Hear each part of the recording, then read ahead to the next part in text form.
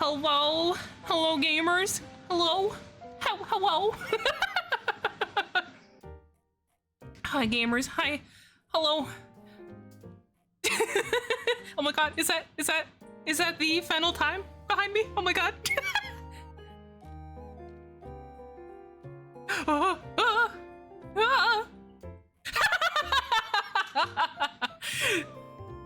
Hi. Yeah, I know. Who's this weirdo? Oh god. How'd they get in here? They're slowly approaching me.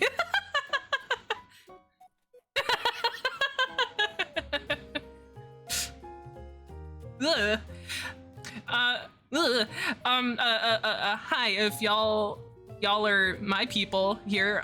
This is my good friend Fennel. They're Pog. Please follow them. I should here, let me give you a shout out in our own collab here. Hold on. Oh my gosh. Here. Oh no. Whoopsie. Oh, thank you for the follow, Sean.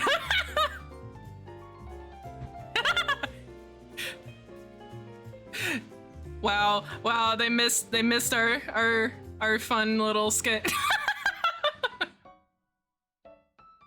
Aw, shame.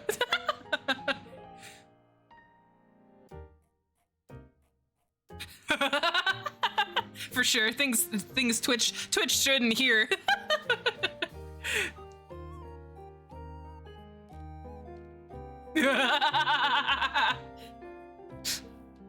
Yeah.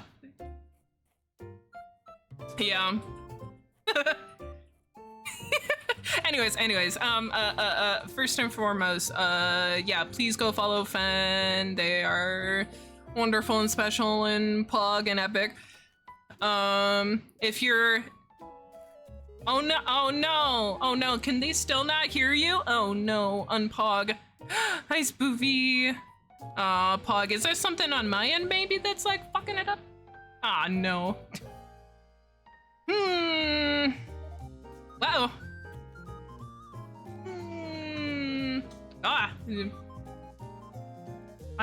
Oh, there we go. All right, there we go. I think we're good now. I forgot. I unmuted my normal mic and then I forgot to unmute my desktop audio. Oh yeah, I've been there. It's okay. Yeah, I'm silencing Fen for their nasty evil thoughts. Oh my god, this time they genuinely didn't hear me talk about frauding. Here. I'll turn they up. Legit didn't get to hear me talk about frauding. Let me turn this up. Here. Damn Are we good now? Are we Pog now? Hi, hello, 1, 2, 3, 4, 5. Konbanwa, mina Konbanwa. Watashi wa. Okay, Pog, epic. This is my first time having a. Hi, Morton. This is no worries. Don't worry about it. It's totally great. Smile. This is my first time having a collab on my channel, so like this is entirely like scuffed, but it's okay. We're working through it. I feel so special, and I won't talk about a joke a certain friend made earlier about how I've been run through. Anyways, if you're coming from Fen's side of things and you don't know me yet, even though Fen talks about me every day, I do. I'm Atlas Caltea. I am a space prince VTuber. I fell down from outer space, and instead of trying to find my way back home, I play silly games on the internet. And yeah, that's me. That's so valid. That's so valid of you. Oh yeah, I know. So silly, so goofy. What are they talking about? You didn't notice? Twirls hair, looks to the side, sweats. I don't know who this is. I just ended up here by accident. I don't know. Twirls hair. Oh, I'm just now realizing I should like make the screen bigger. Hold on, so y'all can see. So yeah, if you don't know what this is, words. If you don't know what this is a very fun page. I love this page, and I introduced it to Fen, and we've been having fun with it. So yeah. Hilariously, I already know a lot of the things on Yeah. here, but it's been funny to go through and be like, oh my god, points, I know that, and then Atlas being like, oh my god, I know that too, points. Yeah. It's like one of my favorite things to do when I'm bored, especially at work. Like I'll just like pop onto the list because this list is very massive. It's incredibly long, as you can tell. And it's like split up into different like categories, like music topics or sports topics or animal topics or whatever, or like just like random weird shit or whatever. Yeah. Some of it's a little sus, but yeah, some of it's a little sus. We're not bad. gonna do the sus because twitch.tv will nuke us, but that's okay. Like the certain first thing on this list right here. But don't worry about it. Tee. But well, this is new. Wait, I haven't seen that they added the owl house to this. What? Why? What? It's under Why did they add Africa. owl house? Oh, never mind. I misread it. It's a different thing. It's saying that it's not the acclaimed animated LGBT horror comedy that aired on Disney Channel. It's an outdoor museum. Specifically not the Disney. But anyways. This is not that owl. So we have both picked a handful of articles to share with each other, and we're gonna like take turns going through them, and like for the most part, like we don't know like completely all about each other's topics that we've chosen, so it'll be a fun time. I mean, I got to snoop your URLs a little bit, but I didn't click them or read them. Because Atlas doesn't have my URLs at all because I only put them together maybe about a half hour before stream. That's okay. You're so valid. Everyone appreciate this cool cow with antlers. I love the cow with antlers. A scale of 1 to going through it, where are we landing tonight? Like in general, or like in live or stream? About both. Right now I'm on a scale of sleepy, but like pogging, like middle of the road. Shakes your hand. Yeah. Yeah, I'm feeling pretty okay. I did a Hatsune Miku Project Sakai watch along last night where I kind of went fucking insane. Yeah. And so I'm still recovering from that. I took a big fat nap in the middle of the day today. Yeah, it's so late for you right now. It is 11 p.m. for me right now. But yeah, I screamed really loud, like really loud, a lot last night. So I'm still catching up. Yeah, but it's okay. We can just take it chill and pog here. Okay. No screaming. No screaming necessary. No screaming. I'm being normal. Smile. Yeah. I'm being normal. Now on a scale of 1 to going through it for the stream, I feel like some of these are gonna be like on the going through it. Oh yeah. Yeah. now to train for the singing. Yeah. Oh my god, Atlas karaoke. Oh my gosh. Oh my gosh. Twirl's hair. Teehee. Teehee. Okay. Shall we begin? Oh yeah, I should also show that like this list is delightful because it will also give like a little like summary, like a TLDR about the article if you don't feel like reading the actual article. And some of these are just like so delightful. But I specifically told Fen to go in blind for especially this first one we're doing because it's my most favorite page on Wikipedia overall. So it's I am so excited to see what the hell this is. Yeah, you don't know like what you're. I think of the URLs that I saw, this is the only one that I did not fully know. Yeah. Or like I did not at least know some of. Yeah. This one I fully have not a damn clue besides the URL. Yeah. And even then the URL I was like, what the fuck is this? Okay. So I'll open up on screen, but if you wanna open up on yours I'll open or do it up on my whatever. end. So here I'll introduce this and then you can You can go through Okay, it. okay. So now hear me out on this. Okay, this is Mhm. the wildest shit. This is the athletics at the 1904 Summer Olympics, specifically the men's marathon. Yeah. Okay. Yeah. Okay. All right, take it away. All right. So I guess I'm just gonna let's start reading this. And disclaimer: I'd like everyone to know that I am cripplingly dyslexic, so bear with me if I don't know how to read. It's okay. all I right, got let's see you. here. I got you. I'll be your backup if Thank you need it. fucking God. Thank fucking God. Now this, I'm- out of all of these that like we're doing, like this is probably like the almost the longest article. The rest of these that we're doing are like, at least the ones I've picked are like incredibly short, but this one is fairly long, so please bear with us. But like you gotta like you could probably you could like you could probably skip down to the summary and then the one below it and like call it good. So like Okay. yeah. So just hop down to the summary and start reading Yes, from here. yes. Cool. Okay. Summary. During the race, John Lordan, who had won the 1903 Boston Marathon, was violently ill after 10 miles and retired, while Sam Meller, who had won the 1902 Boston Marathon, was also overcome by the dust. Despite leading the field at the halfway mark, Meller dropped out of the race after 16 miles.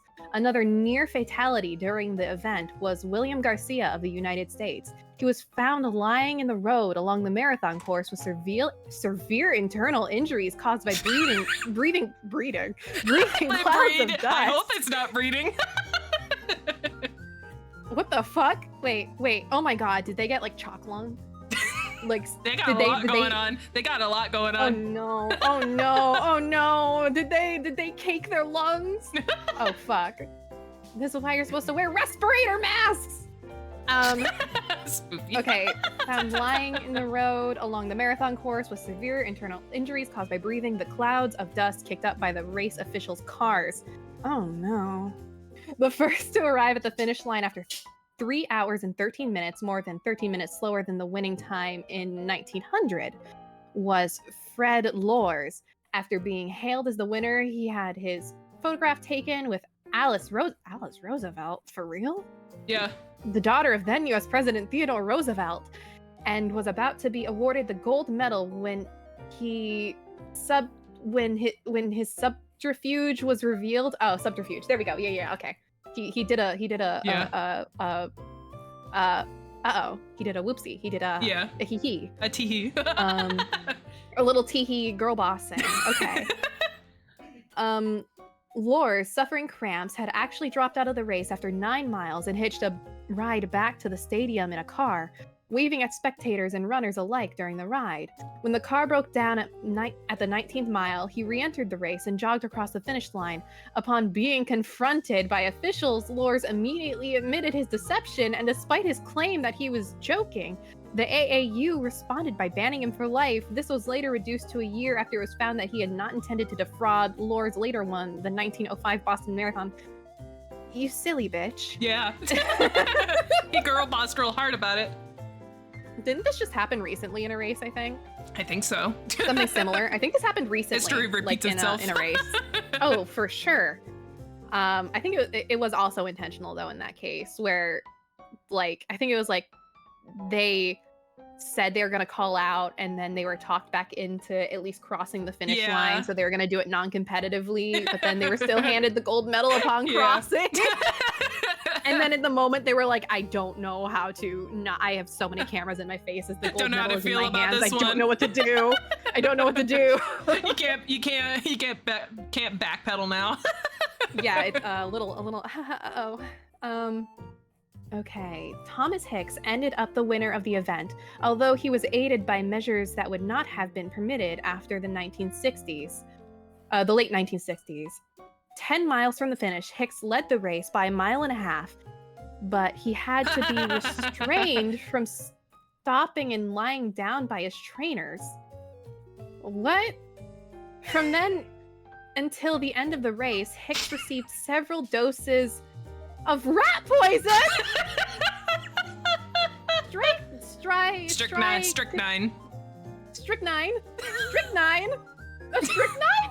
Yeah.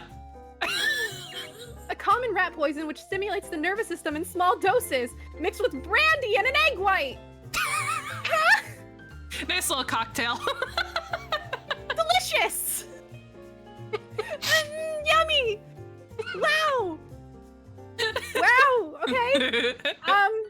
Sure. Okay. He continued the battle onwards, hallucinating, barely able to walk for most of the course. And then he reached the stadium. His support team carried him over the line, holding him in the air while he shuffled his feet as if he was still running. Morden, remember, this is the era of your teeth are haunted. I prescribed cocaine. Yeah. You know what? And that's valid, I guess. Sure. You know what? I'll take it. Just as a fun aside, this man lived until 1952. Yo, good for him. Yeah. Good for him. Maybe the strychnine, you know, maybe it was like it like made his immune system just like insane beyond belief. Just I was about to make a really bad joke. I'll hold my tongue. Never mind. Yeah, you know, me maybe too. Maybe he's me onto too, something. Spoofy. Me too. I like the guy who took a nap. Oh, just took a nap in the middle of the course. Just wait. Okay. Strychnine continued to battle onwards, hallucinating. His support team carried him as if he was still running. Hicks had to be carried off the track and might have died in the stadium had he not been treated by several doctors. He lost 8 pounds during the course of the marathon. 3 hours? Yeah. He's in like a little over 3 hours. He lost 8 pounds. Yeah. Strychnine really does it to a motherfucker. For legal purposes, this is a joke. Yeah. Oh my god. Oh my god. Okay. It gets worse. Okay. Cuban postman Adarin Carvajal. Good job. Good job. You did your best. Adarin Carvajal. I'm fighting for my life out here. Yeah. Had also joined the marathon, arriving at the last minute after losing all of his money gambling in New Orleans, Louisiana. He hitchhiked to St. Louis and had to run the event in street clothes that he had cut around the legs to make them into shorts, not having eaten in 40 hours. Hello, Raiders. Oh my god. Oh my god. Oh my gosh. Hello. Hello, everybody. Like, hi. what? Oh my gosh, look at all my friends. Hi. Oh my god. Hi, Raiders. Welcome. Hi, Raiders. Hello. Most of y'all know me, but hi, it's Atlas Caltea. I am a Space Prince VTuber. I fell down from outer space, and instead of trying to find my way back home, I'm playing silly games on the internet. But today I'm collabing with my good friend Fennel, and we are reading articles from the unusual Wikipedia articles list, which is a fucking doozy. So we're going down fun rabbit holes, and we're sharing our favorite articles with each other. But yeah, here, let me give you a quick shout out real quick. I'm delighted beyond belief. You do a little intro too. I was gonna say, I didn't introduce myself earlier either. Twirl's hair. Hi, my name is Fennel Time. I am a variety streamer, VTuber, little guy extraordinaire, town fool, God's mistake, whatever you may choose to say. My pronouns are they, them, and I also stream, except not consistently right now because I'm currently traveling. I'm very far away from home. I'm in the middle of nowhere on a farm alone. So my streaming has been inconsistent. Someday I'll have a schedule again. Give me another like 2 weeks and I'll be home. Right now I'm on a laptop and doing my best. You're doing great. You're doing great, sweetie. Thank you. Thank you. Oh my god. Yeah, I'm living that farm life. Follow me on Twitter if you want to see frogs and goats. Yeah, it's a wonderful chickens. time. Yeah. Right now you're on Atlas. I am. Yeah. I could be standing on your shoulder. Yeah, you're peeking over a little bit. I could whisper in your ear. I could whisper in your ear like a little, like the little criatura that climbs onto your shoulder, like scampers like Marumi in fucking Paranoia Agent. Yeah. He's like, you're doing your best, Atlas. You can do it. Don't worry about the haters out there. I could put you on my head and you could be like Ratatouille. Like Remy. Oh my god. Yeah. Hold on. We gotta make this dream a reality. Hold on. Oh, that's Please let me Ratatouille you. Here. Oh my god, I'm Ratatouille! I'll make you Remy size. There you go. That'll look great. Oh, fuck yeah. Oh, Perfect. Fuck yeah. I'm Ratatouille! It's me! I wish you could pin me to you like you do, like I like know. live TV, you know? I know, That'd I be great. wish. It's okay, it's okay. Someday I can be pinned to you like a live TV and then I'll bounce with you. It's fine. We'll make it happen. Yeah. We'll get there. Everyone, give Atlas your money. Hand it over. Hand it over. Live TV. With your Hey help, with your help, I can get a cool little fennel hat. With your help, Atlas can have bones. Oh, Hey now, thanks, come on. Bobby. Oh, thank you. You're so sweet, Bobby. Thank you. Thank you, Thank you for the Bobby. 100 bits. Pog. One step Pog, closer. everyone, top it up. Come on. Top it up. Hey, empty your wallets for your Oshi. Hey, I'm jingling keys for your Oshi. Anyways, just for like a very, very quick summary for some fun times for the people that just popped in, we're reading currently, if you want to read deeply into this yourself, my favorite article ever. Oh, thank you for that, Pat Morden. The athletics at the 1904 Summer Olympics, men's marathon edition. TLDR, so far from what we've read, a guy girl bossed too hard and kind of like screwed up the race and then lost his first place. So the next guy that got first place got to that place by having a nice cocktail of rat poison. Rat poison, brandy and egg white, baby. It sounds very healthy and very nutritious. It's wonderful. I love how excited y'all both are. I feel like I'm watching YouTube at 1.5 speed. Atlas and I are just like this when we're in a room together. I don't know, man. Just a little silly and a little goofy. We get a little silly, we get a little goofy. I talk about Project Sakai, and then Atlas talks about Sailor Moon, and then we both scream and cry for a little bit. And then we part our ways, and then cycle we reunite the next day, and then it's the same thing. Yeah, same thing, exactly.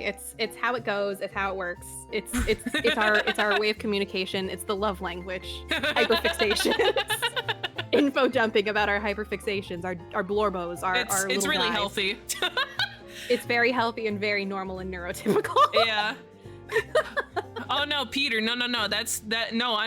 It's actually quite genuinely strychnine plus brandy plus egg white. Yeah. It's not a quirky name for it. It's quite literally rat poison. Uh-huh. It is literally rat poison mixed with brandy and an egg white as a delicious yum little cocktail. And the dude that took it lived till the 1950s. So like something like activated in him that like was like, you know what, this man can live if he can survive the strychnine. You know, maybe that's what I'm gonna, instead of making ratatouille, I'll pilot your whole body into making us a little strychnine cocktail as a treat. That's gonna be our specialty. Yeah. That definitely won't end badly. It'll be very fine and normal and okay. Yeah. Yeah. Simple, really. Yeah. You know? What doesn't kill you makes you stronger. Yeah.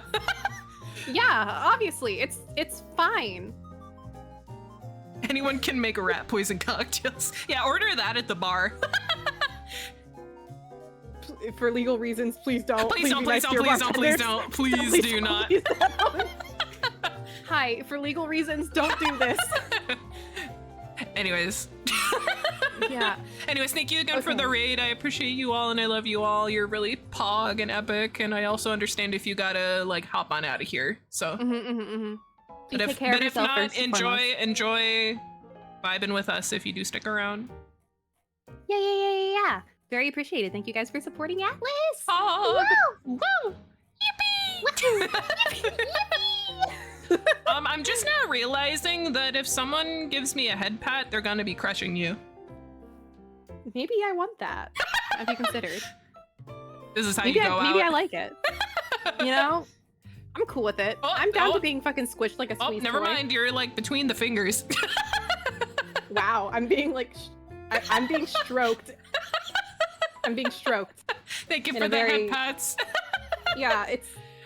I don't know how to describe it, but I can see it. I understand. Thanks, guys. I appreciate it. Thank you. Anyways, He turned into a fine goop.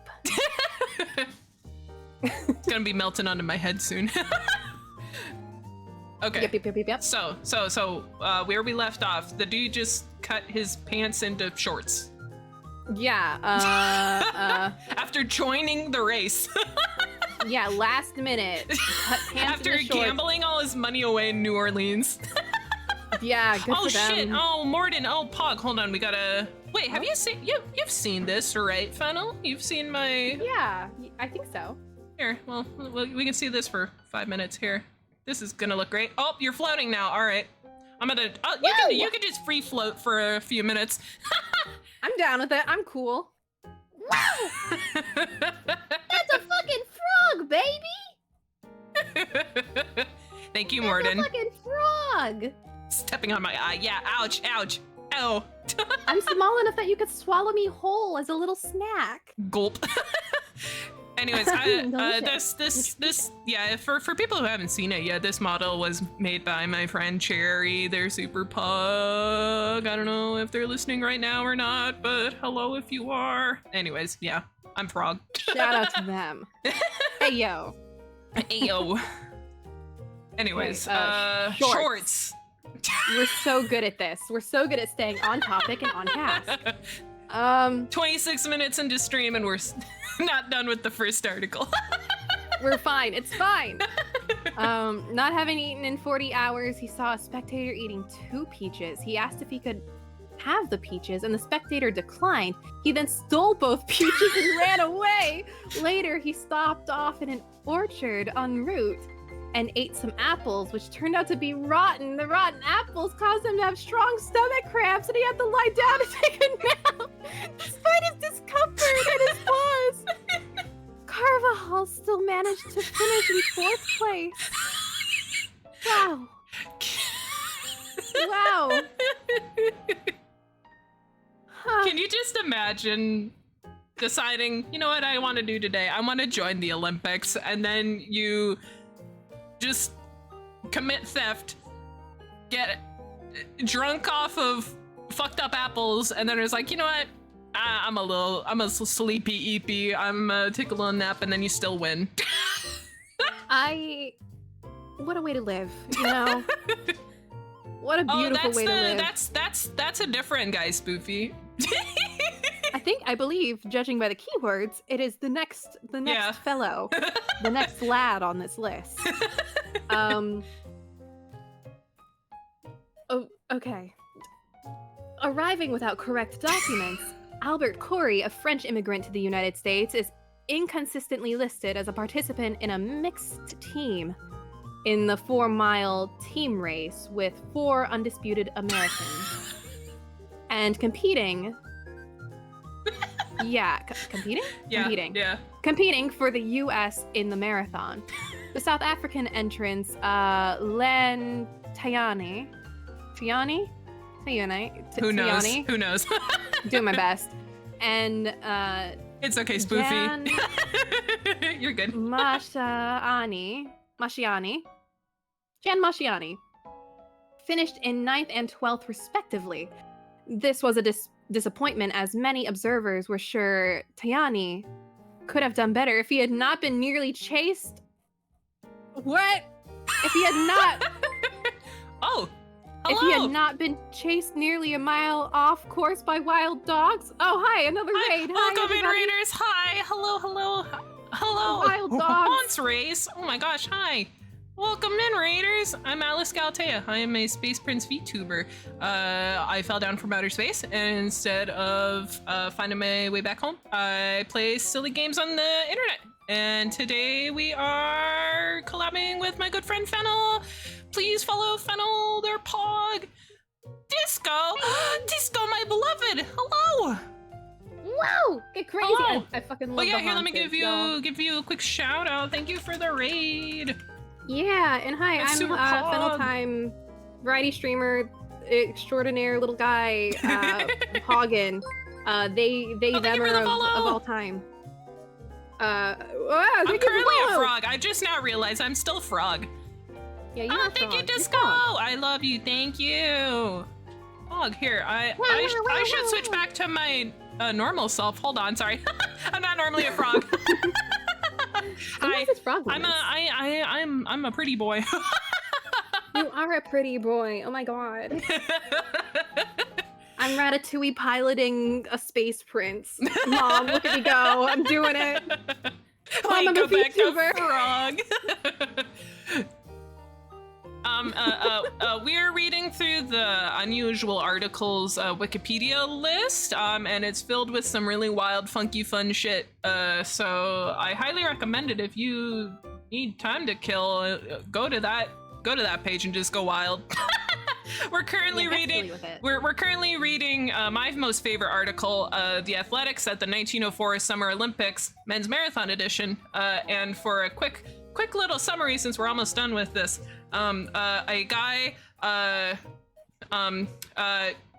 took a fun little cocktail of rat poison and brandy and egg whites and got first place.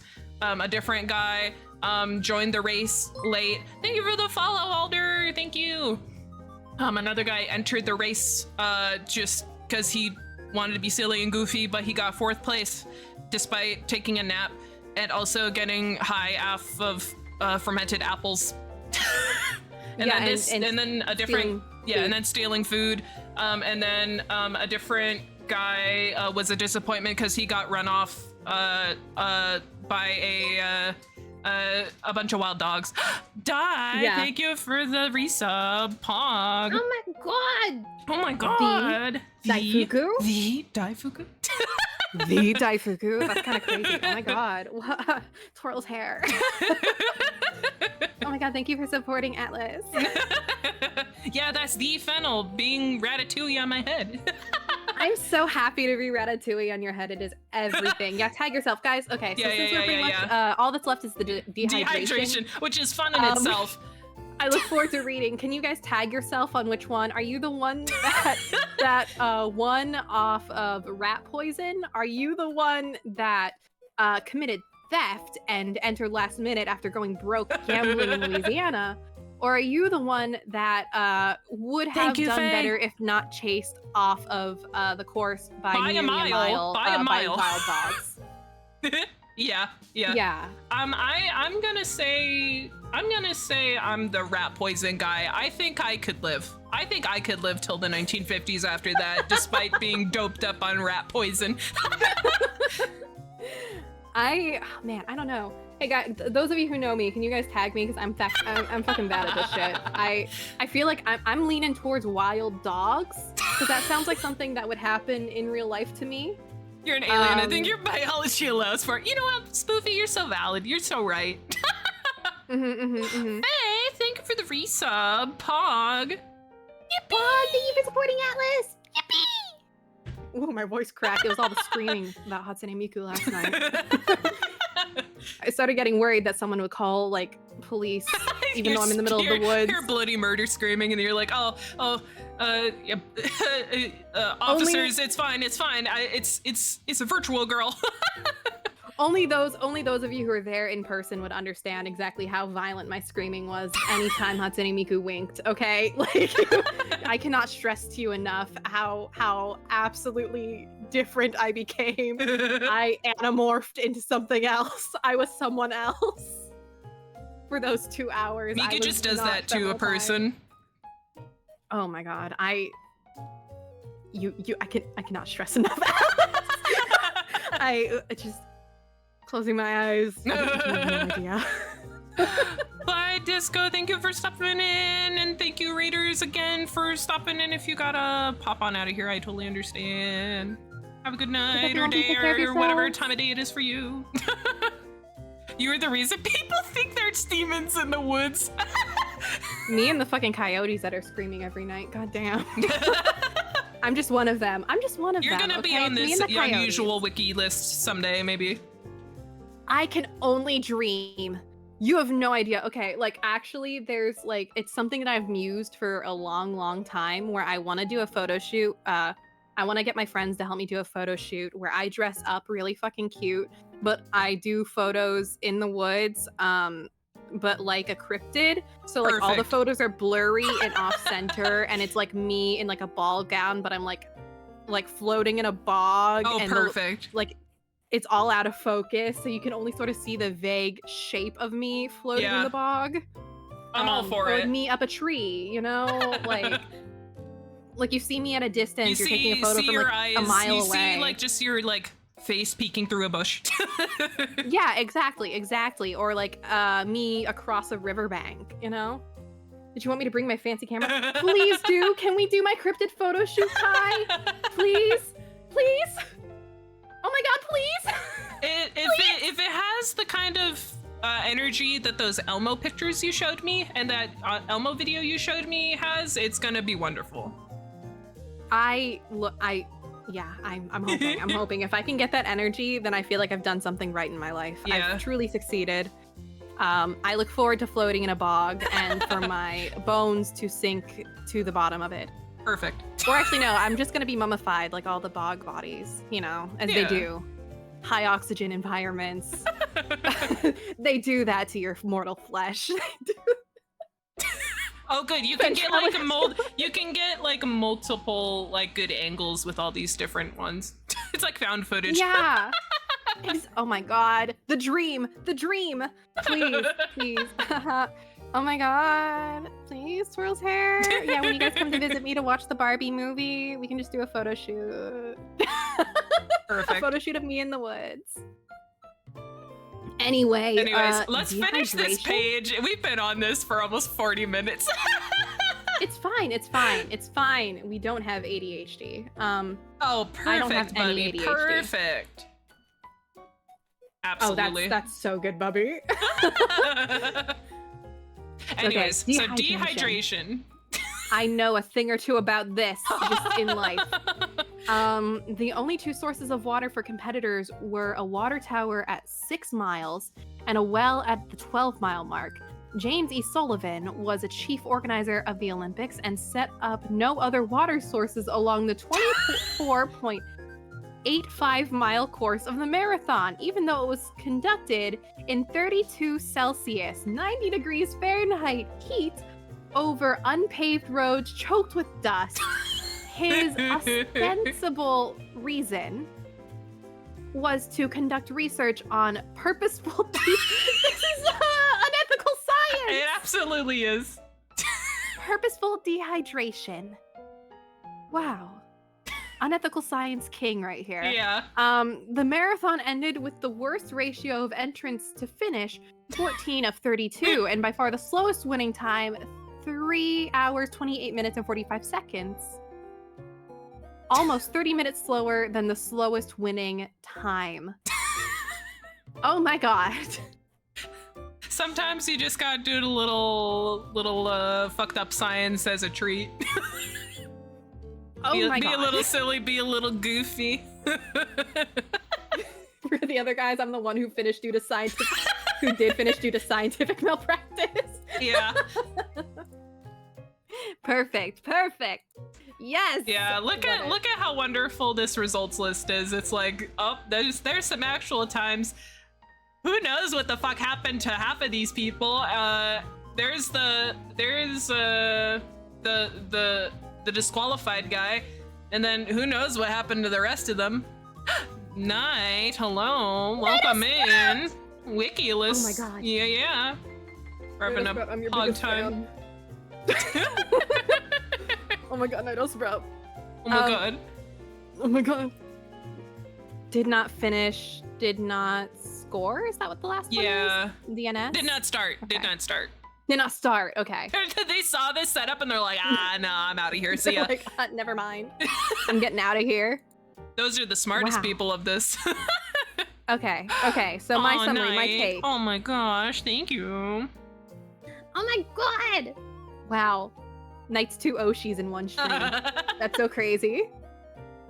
Living the dream. Okay, so I think I would like to try and summarize what I just read as this person who has never experienced this before.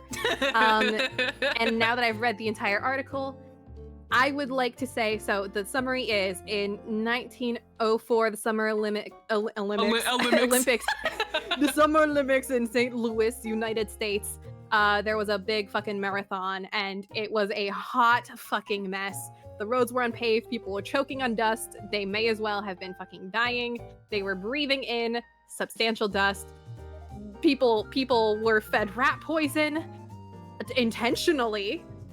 People showed up fucking late, disheveled, cutting their pants into shorts, stealing food and getting drunk on rotten apples, taking a nap and still finishing in fourth. People were having a hard fucking time. A fucking guy got chased a mile off course by wild dogs. Man. Not even fed but prescribed, yeah. Yeah. Took And one all look at him, while he's like, unethical I know what's science. gonna make you win. I know it's gonna make you a champion. Just a little strychnine. It was a treat. Don't worry about the I'm sure smell, it's it's fine. delicious. Just pinch your nose. I'm sure it's yummy. I'm sure. I mean, it was with brandy and egg Yeah, white. yeah. I've never been a person into egg white drinks. First, I just want to state as well. So that just alone sounds heinous. The Yeah. brandy and egg white. Yeah. Just a little bit of strychnine for flavor. Oh my god. He's the precursor to people eating Tide Pods. What a delicious, delicious moment. I'm gonna be thinking about this as I lie in bed tonight. Yeah, I know, right? See, I told you you weren't expecting this one. Yeah, no. So someone in chat said there was a puppet history on this. I'm gonna have to find that video. I'm not really a puppet history watcher. Yeah. Despite puppets being part of my brand, I have a small puppet fear that used to be a legitimate puppet phobia. So I'm a little slow to the puppet history bandwagon as I get over my fear of puppets. But I'm gonna have to watch this. I gotta know more. I gotta know. Now that you've finished it, I can. Oh, good night, Older. Thank you for coming in. Good night. Now that you finished, I can read you the delightful summary on the main page about it, which do. spoils everything that's wonderful about this. Okay, yeah. The disastrous and ridiculous marathon that saw, among other things, a competitor hitch a ride in a car, a postman joining in last minute, a tribesman being chased by aggressive dogs, and the actual winner being forced by his trainers to take rat poison in order to keep him going. Yes, among other things. Absolutely stunning. Truly beautiful. Yeah. I am thrilled. I'm delighted. I'm going to be thinking about this for a long time. You are so welcome. Wow. Yeah, perfectly normal sports. So for those of you who do not know, something that I don't shut up about is that for a long time I was a competitive gymnastics coach, coaching from toddlers, beginner toddlers to competitive level 7, 8. And so I know all about feeding my students strychnine. I know all about feeding them a little bit of strychnine, to get the blood pumping, get those good results, baby. For legal reasons, this is a joke. I'm kidding. I did not feed my Thank you, Bubby. There we go. I did not feed any children strychnine for legal reasons. But only for legal reasons. Okay. Okay. What is your article of choice for me next? I'll just go to it on this list. Yeah, I sent you the link to it, but I also don't know how you're capturing your shit, so I don't want you to dox anything. It's gonna dox me. It's my Discord's on the other screen. I'm gonna have to show you how to capture specific windows. I know. You're the pro here. I'm still the newbie. Even Yeah, 6 months into this shit. I'll teach you the anti-doxing self tech. Yeah. But yeah, so I would like you to look for Kentucky meat shower. I don't know the full details about this, but I have heard this before. It's a little bit of a vague article because there's not too much known for certain on it, but for those of you who do not like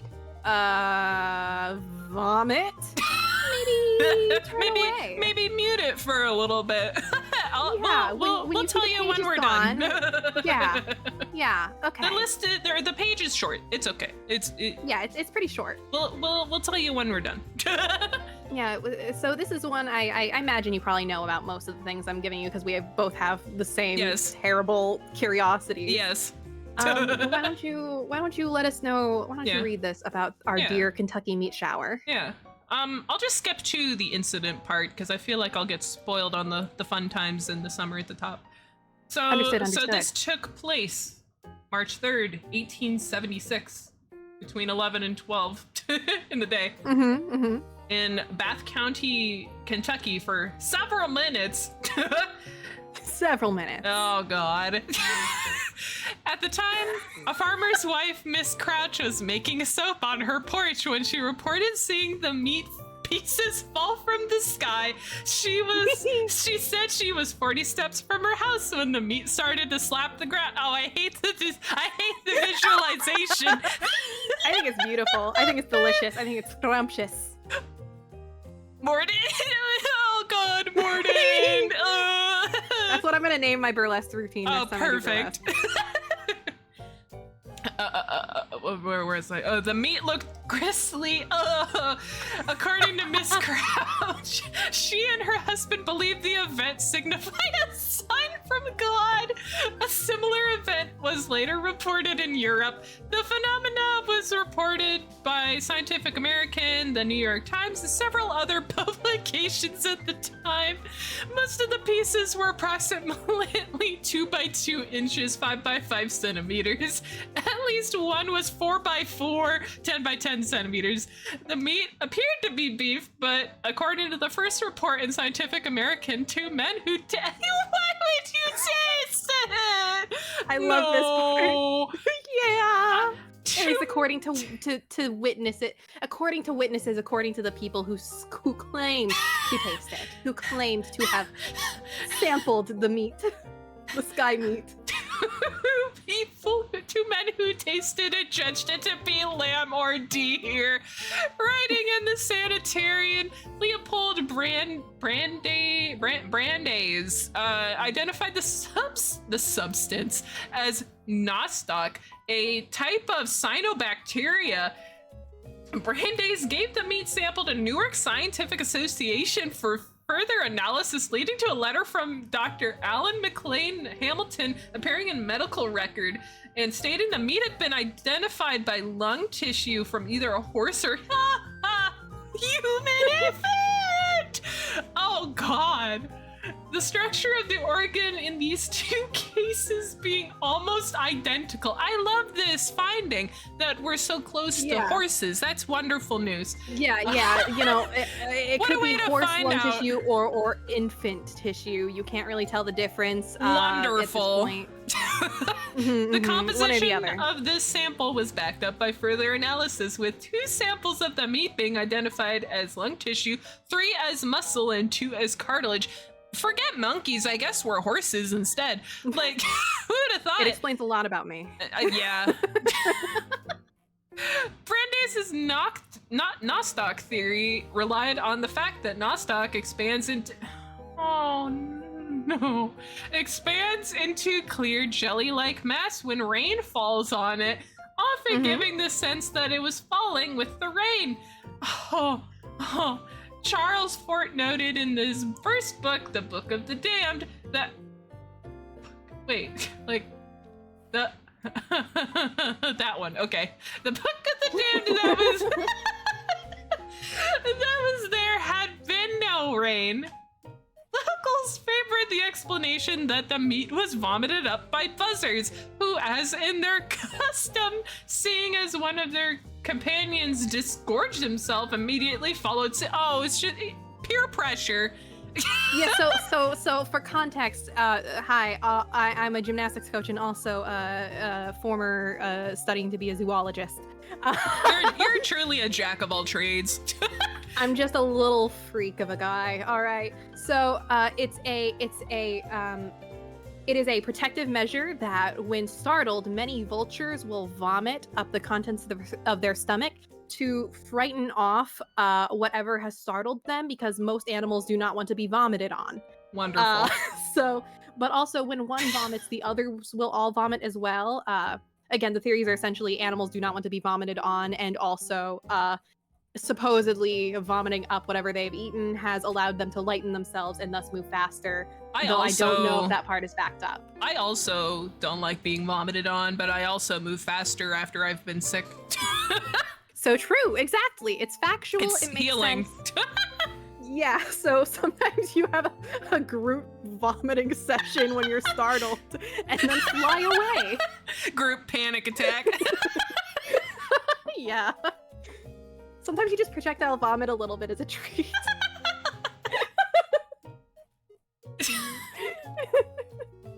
Okay, so the next sentence basically says what you said.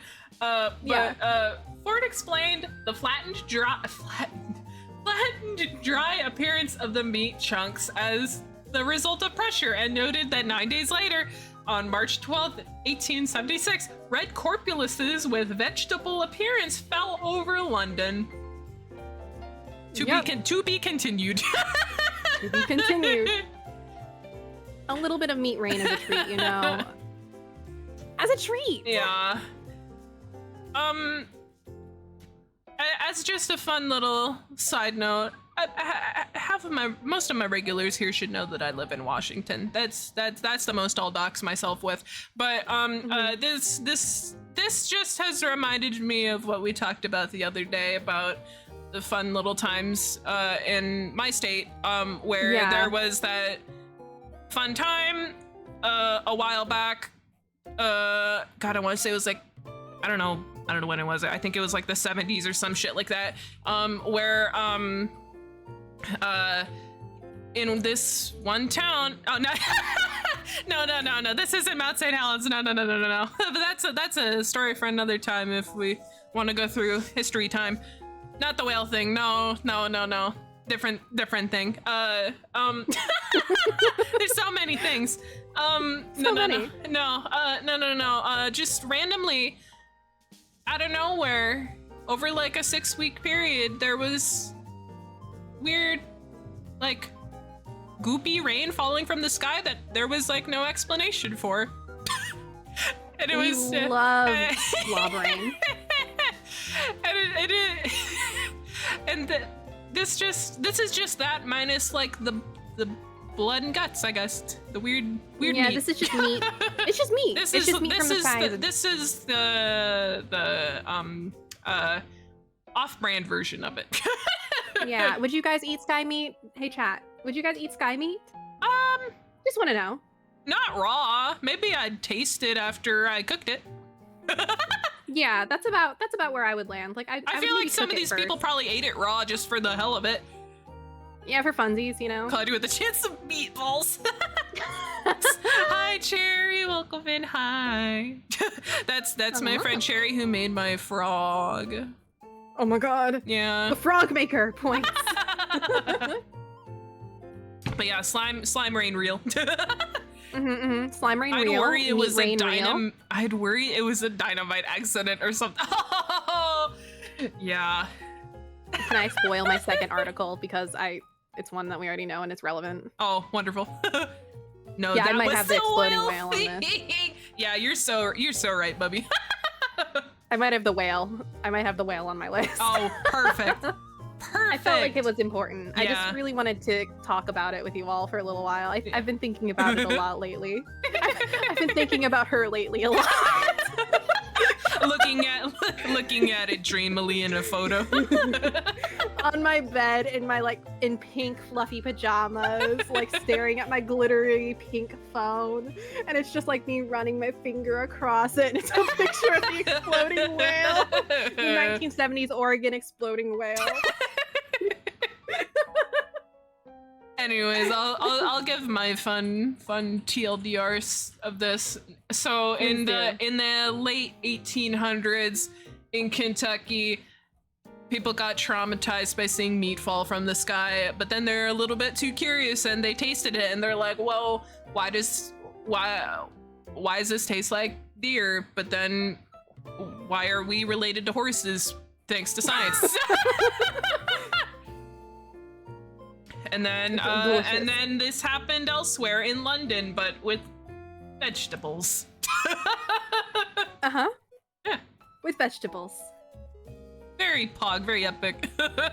Very pog, very normal day. Yeah. Just a normal day in another Kentucky. Tuesday. That's how the zombie quest in Red Dead Redemption happened. Oh god. Okay. The next one. Let's do something not weird. We'll break up the weird. We will go to, for yours, we'll go to the future library project so I can be a little book nerd for a minute. Please do. All right. This one's fairly short, so have at it. All right. Let me gotta get the link. Wait, whoops, that's the wrong one. Future library project. There it is. Okay. So I'll start from. Okay, it's just the whole thing. I'll just read the fucking whole thing. Yeah. Whatever. Okay. The Future Library Project. I'm not reading You don't gotta the try. Norwegian it's okay. name. You can't make me. Is a public artwork that aims to collect an original work by a popular writer every year from 2014 to 2114. Whoa. Yeah. The works will remain unread and unpublished until 2114, I guess is how I read that. 1,000 trees were specifically planted for the project in the Nordmarka forest at its inception. The 100 manuscripts will be printed in limited edition anthologies using paper made from the trees. The Guardian has referred to it as the world's most secretive library. Ooh, I'm into this. Oh my god. This delights me to no end. You have no idea. I'm loving it. Oh my god. History. The project was conceived by Katie Patterson during the summer of 2014. It is managed by the Future Library Trust and supported by the city of Oslo, Norway. It was produced for the Slow Space public art program and commissioned by You don't gotta try that. I'm gonna see what I can do. Bjorvika Udvikling. Sure. The partly public-owned corporation developing Bjorvika, Oslo's former container port. Container port? Wait, Oslo's contain. Okay. Sorry, it took me a second to parse that. Understandable. The manuscripts will be held in a specially designated room at the new Deichman Library, Oslo's public library in Bjorvika, Oslo. The silent room, where the manuscripts are to be kept, is built using wood from the original trees felled to make way for the trees planted for the project. Katie Patterson has been working on the architectural team to design this part of the new public library. The collected works will be on display, but the manuscripts will not be available for reading. 1,000 certifications entailing the holder to the full 100-work anthology, when published in 2114, are being sold by the artists' galleries. In Gelby Gallery... You don't gotta read through all that. I'm gonna do it! I'm gonna fight for my life! In Gelby Gallery, Edinburgh. Edinburgh? I think you said it right the first time, actually. Yeah, Edinburgh. Is that how you write Edinburgh? Do we got any Brits in the chat? I know the place. I know the place. I just don't know how it's spelled. Yeah. It is Edinburgh. Okay, cool. James Cohan Gallery, Scots, New York. New York, baby. And Paraffin, London. Look, I haven't done any vocal warm-up. I haven't streamed in weeks. It's okay, I just understandable. streamed all night. Initially sold for £625, the price increased to £800 in 2017. The certificates, double-sided and printed on handmade paper, also from the original felled trees for the project, depict a cross-section of a tree with 100 tree rings symbolizing the time period for the project. This is sick as hell. I know. This love is this fucking shit sick. so much. It says it was generally met with intrigue and interest by the media, though it has attracted some criticism from some for its emphasis on preventing readership between 2014 to 2114. I suppose I understand that. Yeah. And a lot of these are like very like well-known authors around the world. So like understandable, but like you know, you can skip one book by this person in your lifetime, I think. You know, like right. Yeah, it's probably okay for the sake of the project. Yeah. It's not going to it's fine. Yeah. You know? It's fine. Yeah. Like I get it, but also it's not that big a deal. Yeah. IMO. Writing for Flavorwire, Mose Halperin called the project art whose intention is to exclude a few generations and criticized the class exclusivity plan for the works even after they are released. I suppose. Yeah. I have not read into it enough to really make a proper judgment, as this is my entire introduction to it. But this is kind of baller as hell.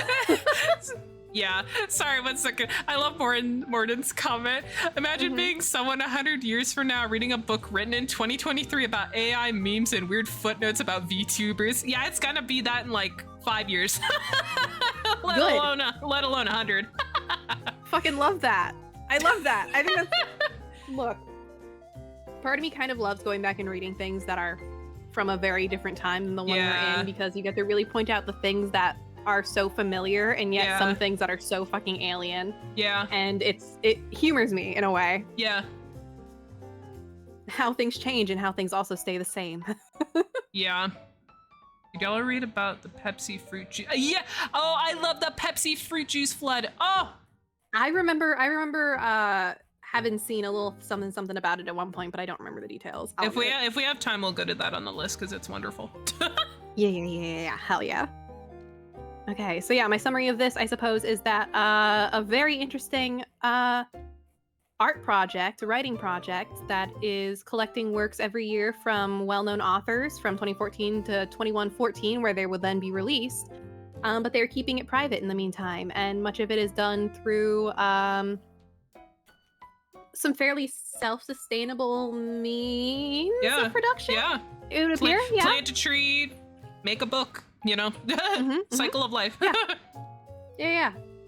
And this was a very nice palate cleanser. Yeah, and like Morton said down here at the bottom footnotes, one of the few details known about the books that was accidentally revealed is David Mitchell stated his book quotes the lyrics of Here Comes the Sun, since the song is expected to enter public domain in the late 21st century.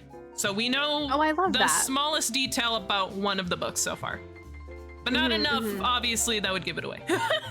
Right. I like how people react when I tell them about the Great Molasses. Oh, I love the Great Molasses Flood. Yeah. But yeah, I adore all this so fucking much. As a person who has just made a career out of libraries their whole adult life, you know, like this is so cool to me.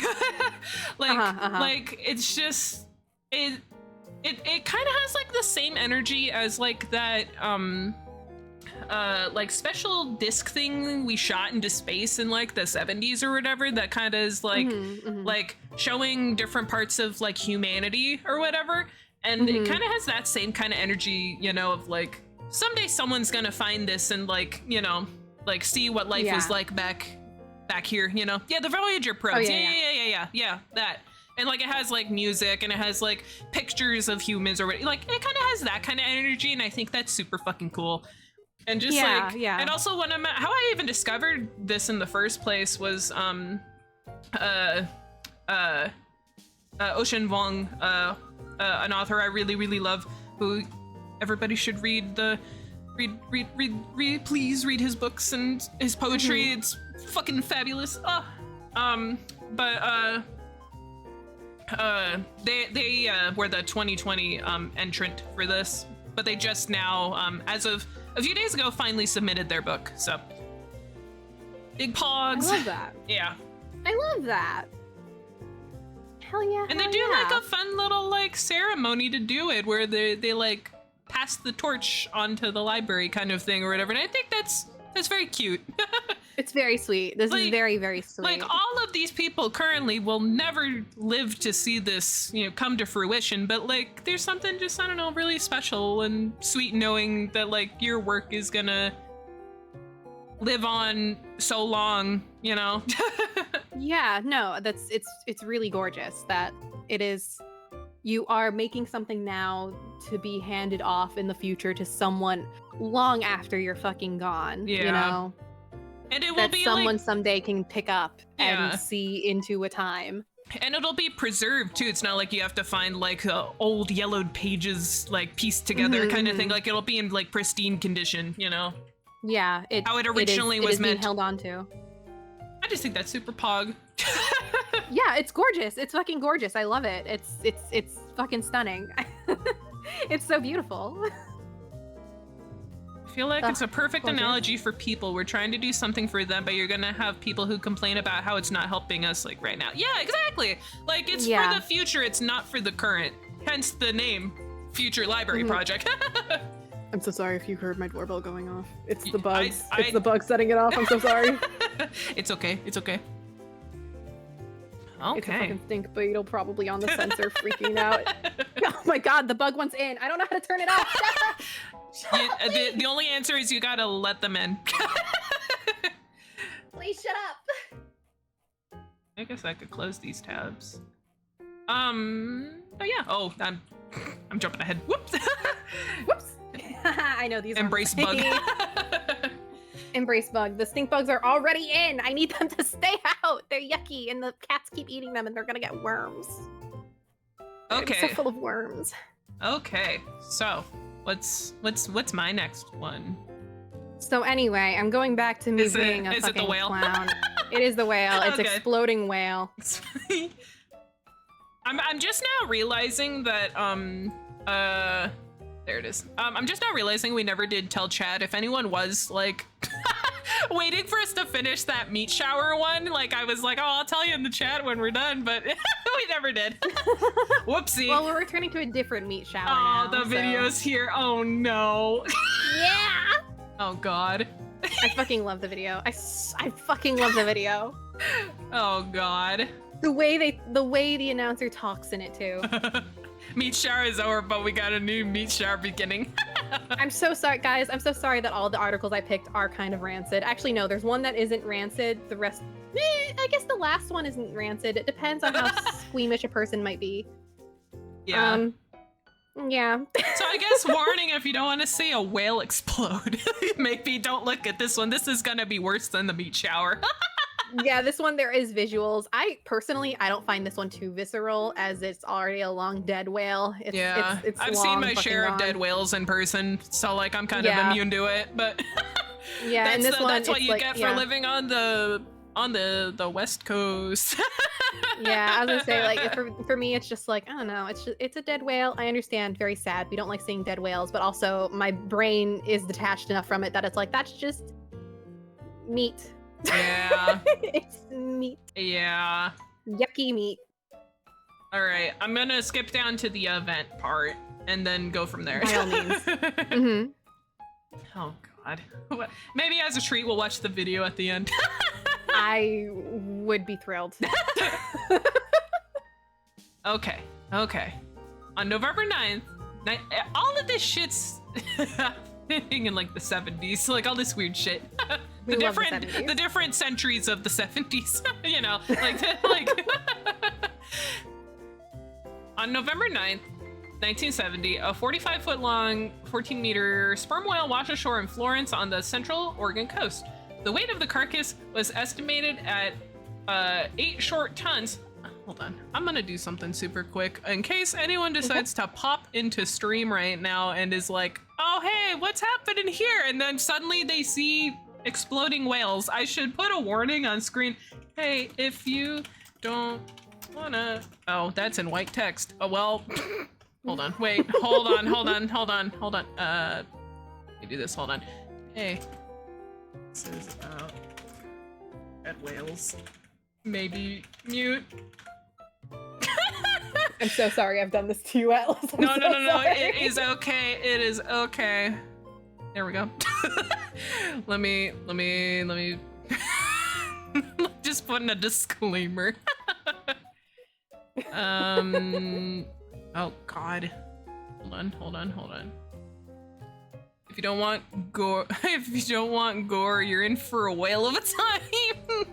Yeah. Shut up, Sean. No, let Sean cook. I Hold can on. hear Can him I- giggling can in the I- living room. Hold on. I know a better way of doing this. There we go. There we go. Oh, where'd it go? What the hell? Hold on. Where? I'm a pro streamer. Hold on. Yo, being a streamer is hard. Where the fuck the text go? Oh God. Wait, where'd it go? Everyone, hang in there. Everyone hold. There we go. All right. There we go. Hey. There we go. That works. Anyways, back to the story. The weight of the carcass was estimated at 8 short tons, 16,000 pounds, 7.3 kilograms. At the time, Oregon beaches were under jurisdiction of the state's Highway Division, which, after consulting the U.S. Navy, decided to remove the whale using dynamite, assuming that the resulting pieces would be small enough for scavenger animals to consume. George Thornton, the engineer in charge of the operation, told an interviewer that he was not sure how much dynamite would be needed, saying that he had been chosen to remove the whale because his supervisor had gone hunting. A charge of 1/2 short ton, 450 kilograms of dynamite was selected. A military veteran with explosives training who happened to be in the area. Oh, it just happened to be in the area. What? It just happened to be there. It's just like whenever nurses just happen to be in the middle of like an accident, area. Yeah. Half a what the? Uh-huh. Yeah. A military veteran with explosive training who happened to be in the area warned that the planned 20 cases of dynamite was far too much. No, I think you should go double that, go 40. And that 20 sticks, 8.4 pounds, would have sufficed. But his advice went unheeded. Oh no. You guys did anyone watch Mythbusters? Yes. Yeah. Do you remember that episode where they blew up the concrete? Yeah. Yeah. And it shattered windows. Yeah. Towns over by accident because they overestimated the power of the dynamite they were using. Yeah, that's fucking shattered windows, towns over. That's concrete, baby. That's some concrete. Anyway, I just wanted to put that footnote there. Yeah. The dynamite was detonated on November 12th at just middle of the day. Oh no, this is not. Sorry, my eyes just like skipped over to like the 2 sentences over, and I don't like what I'm seeing. November 12th at 3:45 p.m. The resulting explosion was caught on film by cameraman Doug Brazil. For a story reported by news reporter Paul Lindman of KATU TV in Portland, Oregon. The day Oregon blew sperm whale all over their coast. Smile. Oh no. In his voiceover, Lindman joked that the landlubber newsman became land blubber newsman for the blasted blubber beyond all believable bounds. I love that quote. I love that quote. That quote's in the video. Delightful. Thank you. Oh, I'm so excited to hear it. Oh, only some of the whale was disintegrate. Oh, I skipped the sentence. Whoops, hold on. The explosion caused large pieces of blubber to land near buildings and in parking lots some distance away from the beach. Only some of the whale was disintegrated. must have remained on the beach for the highway division workers to clear away. Oh God, imagine being called in to work that day like, all right, boss, what are we gonna clean? And you're like, well, the whale guts. KAT said like K2, by the way. Oh, Pog, thank you, resident Oregon person. Hell yeah. Oh God, where the fuck was I? Oh God, oh. I'm incapable of reading. Oh. Yo, shakes your hand. Hold on. I work in a library. I in can't fucking read. Hold on. In his report, Lindman also noted the scavenger birds, who it had been hoped would eat the remains of the carcass after the explosion, did not appear as they were possibly scared away by the noise. Oh no shit! Like I could have told you that one. The explosives expert veteran's brand new automobile oh no. Purchased during a get whale of a deal promotion in a nearby city was flattened by a chunk of falling blubber. No. Oh no. Oh God. Ending his story, Lindman noted that it might be concluded that should a whale ever be washed ashore in Lane County again, those in charge will not only remember what to do, they'll certainly remember what not to do. When 41 sperm whales beached nearby in 1979, state park officials burned and buried them. You can say it really blew up in their face. Yeah. Zero now! Sit down! Ending his... Oh no, I already read that. Later that day, Thornton told the Eugene Register Guard, "It just went exactly right, are you sure? Except the blast funneled a hole in the sand under the whale and that some of the whale chunks were subsequently blown backward towards the onlookers and their cars."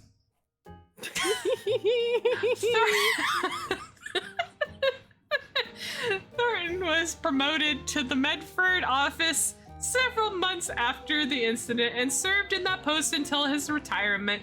When Lindman contacted him in the mid-1990s, the newsman said Thornton felt the operation had been an overall success and had been converted to a public relations disaster by hostile media reports.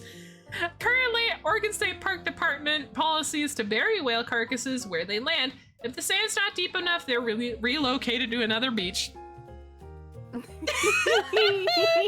I can just... Where did my mouse go? Oh, there it is. I can just imagine being the explosives guy, and you're like, hey, maybe don't do this, and they're like, psh, don't worry about it. And now you owe him a new car. Imagine just how overjoyed he felt, like being like, my day's finally over. Now I'm just gonna go home, and then he can't. Yeah, I can give a quick summary of the one that happened in Taiwan as well, if you would like me to. Yes, please go ahead. So the one in Taiwan I find very funny because essentially a whale was injured and then beached, and instead of dynamite, what happened is essentially, decomposition. During natural decomposition, gases build up inside the cavities of the animal. Those gases built up, and after the whale took over 50 workers and more than 13 hours to move onto the back of a truck to be relocated elsewhere to be disposed of properly. Wonderful. It burst while en route on the truck. Lovely. Causing... That's the worst rush hour traffic anyone's ever been on. While on the roads, baby! Splattering all over the surrounding shops, the bystanders, cars, road. Thankfully, no one was injured. There were no injuries. Thank God. It was fine. It was fine, just disgusting. But that's the one that happened in Taiwan in 2004. Wonderful. I just think it's very funny that it blew up on the back of the truck that was moving it en route. I love how long these footnotes are at the bottom. God. Yeah. I love that. Thank you. Shut up. Stop it, stop it. Sit down, Zero. Oh, I love the 50th wait. anniversary remastered edition too. Here. The fact that it's a remastered. Yeah, I'm gonna open a private window because I'm gonna dox my YouTube if I my personal YouTube if I do that. So I guess mute it if you don't want to see or watch or listen to a whale exploding. So here's your warning now. Share your screen too so I can watch it with you. Yeah, hold on. Thank you. Hold on. Oh wait, I can't because I'm gonna dox my YouTube or not my YouTube, my Discord. Oh right, never mind. It's fine. I can pull it up and then I'll just I'll do a sick nasty 3, 2, 1. Yeah. Oh here, then let me. Okay, here. Do a sick nasty 3, 2, 1 whenever you're ready. Yeah, the classic. I love how close he's standing to it. I know, it's so funny. Oh my god. Okay. 3, 2, 1, go. It had to be said, the Oregon State Highway Division not only had a whale of a problem on its hands, it had a... Can y'all hear this? I don't want to get this too loud. 8-ton whale dead on arrival at the beach near Florence. Stinking whale of a time, baby. Beach of Florence. Nobody could remember how to get I love that it's remastered too. Yeah. battle plan, the Highway Division decided the carcass couldn't Like that he might soon be uncovered. stepping on the poor guy. What did this guy expect to happen? Yeah. Imagine eating some food and now it's full of dead whale. So much dynamite. So much dynamite. There's just a kid chilling. Yeah. He's just here for like he skipped school. He's like, oh, I heard that a whale's gonna explode today. I can't be in math class. Yeah, I gotta check this shit out. I get how the kid's standing. Me too. That'd also be me. Oh, there's good old George Thornton. Yeah, there he is. Thing, so the scavengers, seagulls, and crabs and whatnot can clean it up. Is there any chance it might be more than a one-day job? It's gonna be more than a one-day job for the cleanup. Sweats. May have to do some other cleanup. Oh God. Maybe set another charge. Most of the remains would be blown toward the sea. 75 bystanders, most of them residents who had first found the... Oh, I like these I'm so two. sorry, Like, people. oh, hold on. Let me. I just realized I'm not on the right screen. I was trying to click into OBS. I'm trying to change the size of my text here. Okay, there we go. Okay, anyways. Yeah. I think everyone needs to move back 1,000 feet more than they're already sitting. Oh, for sure. Kid kicking the dirt like he's impatient. Yeah, for real. He just wants to see the fireworks already. Oh, the countdown. Oh, fantastic. It's iconic. I've seen this video so many times. I know I shouldn't laugh at dead animals, but this shit's really funny. It's really funny. In its awful, awful way. This is the real meat shower. This is where the meat rain came from, actually. It exploded so hard it went back in time. Pieces of meat passed high over our heads while others were falling on our The shattered windshields. Pieces of meat flew Oh, far fuck, I over. forgot how Oh. bad some of these cars came out. Parked car over a quarter of a mile from the blast site was the target of one large tank. The passenger compartment was God! Fortunately, no human was hit as badly. That's so as the rancid. car. Yeah. Everyone on the scene was covered with small particles of dead whale. Sorry, I just realized my BGM's still playing, so there's like a fun, quirky little, little nice like lo-fi in the back It's protecting while a you from whale TOS. fucking turns, evaporates into atoms. He's putting his hands over his face.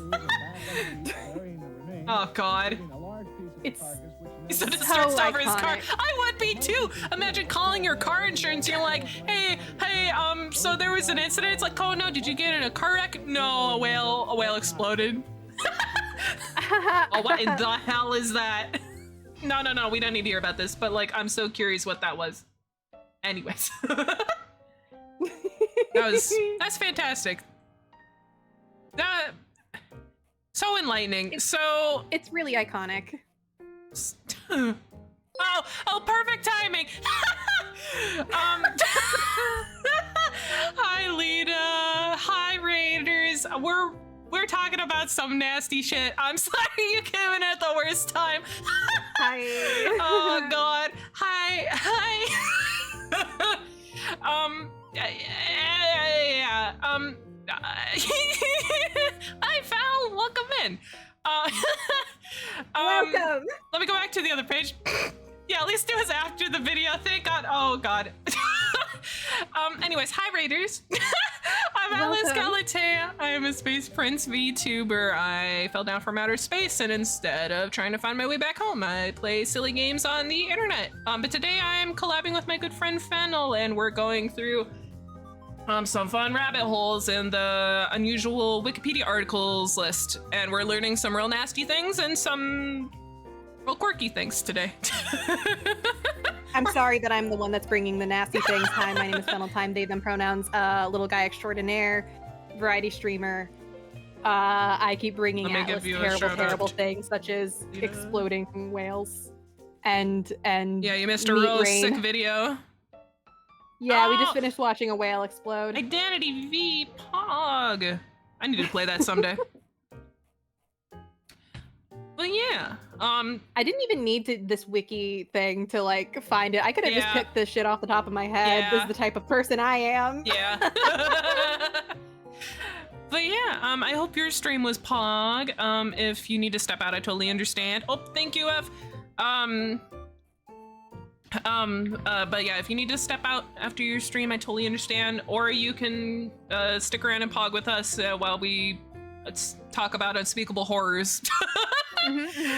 It's a real great time. Take care of yourself, everybody. Oh, thank you for all the redeems. Thank you. Oh, let me crack my back like a glow stick. Oh. Well, yeah. I'm sitting up straight. Yippee! I'm doing it.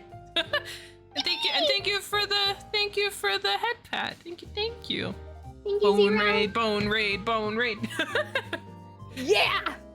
I love bones! Woo!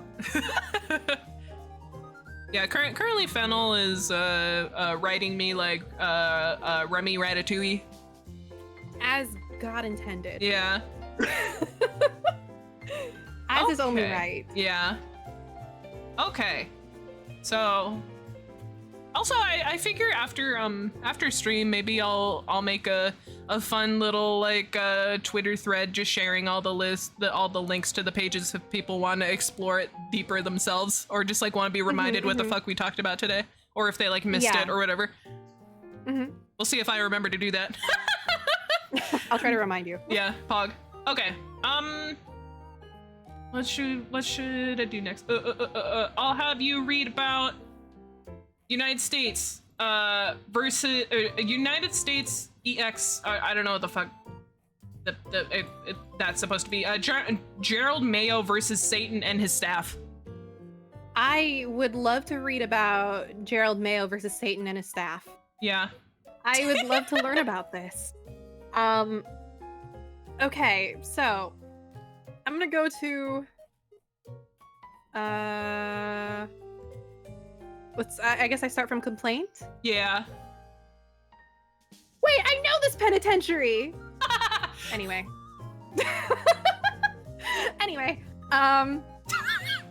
Gerald Mayo, a 22-year-old out of context, inmate that sounds really something. Look, we're streamers. Yeah. We let it happen, okay? They don't need context, it's better that way. Yeah. Anyways. Gerald Mayo, a 22-year-old inmate at Western Penitentiary in Pittsburgh, Pennsylvania, filed a claim before the United States District Court of the Western District of Pennsylvania, in which he alleged that Satan has, on numerous occasions, caused plaintiff misery and unwarranted threats against the will of the plaintiff. That Satan has placed deliberate obstacles in his path and has caused the plaintiff's downfall, and had therefore deprived him of his constitutional rights in violation of the United States Code. Mayo filed in forma pauperis, a Latin legal term meaning in the character or manner of a pauper. It refers to the ability of indignant person to proceed in court without payment of the usual fees associated with a lawsuit or appeal. Me reading the summary on that. That is he asserted that he would not be able to afford the costs associated with his lawsuit, and that therefore they should be waived. Mayo decided to file the lawsuit. Mayo decided to file lawsuit against Satan and his minions, which was an external force over which the prison had no control. I would love to hear what the decision was, and here we are going to read it. Sorry, I had to burp. You're excused. Thank you. In his decision, U.S. District Court Judge Gerald J. Weber first noted that the jurisdictional situation was unclear. While no previous cases had been brought by or against Satan and no official precedent existed, Weber jokingly remarked that there was an unofficial account of a trial in New Hampshire where this defendant filed an action of mortgage foreclosure as plaintiff.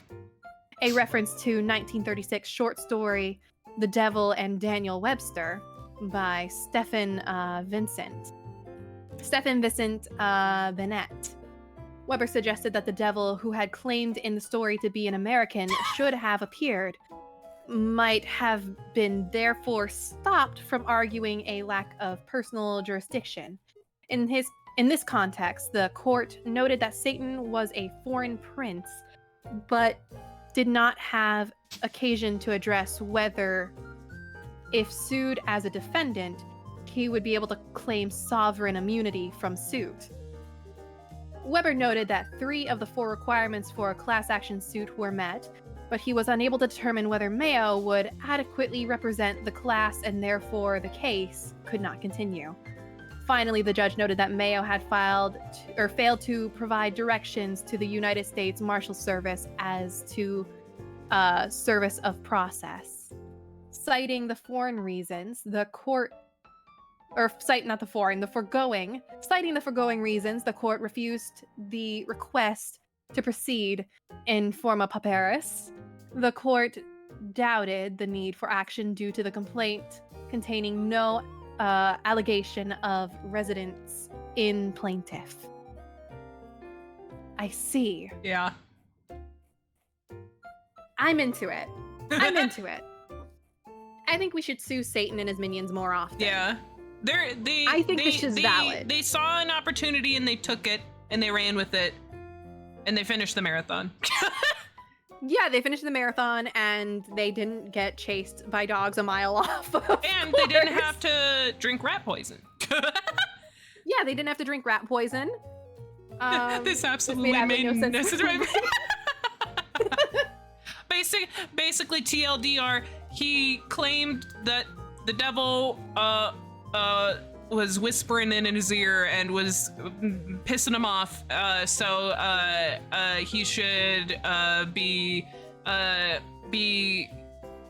set free from the shackles of the judicial system, and they're like, oh yeah, maybe that is right. Yeah, basically, yeah, it was basically this dude claimed that the devil made him do it, and so he sued the devil. Yeah. He sued the devil, and the courts ran in the devil's favor. They aligned with Satan on this one. They ruled in Santa's favor too. Yeah. Yeah. Yeah. This is how politicians get out of shit. Is this how politicians get out of shit? Exactly. This is see. They're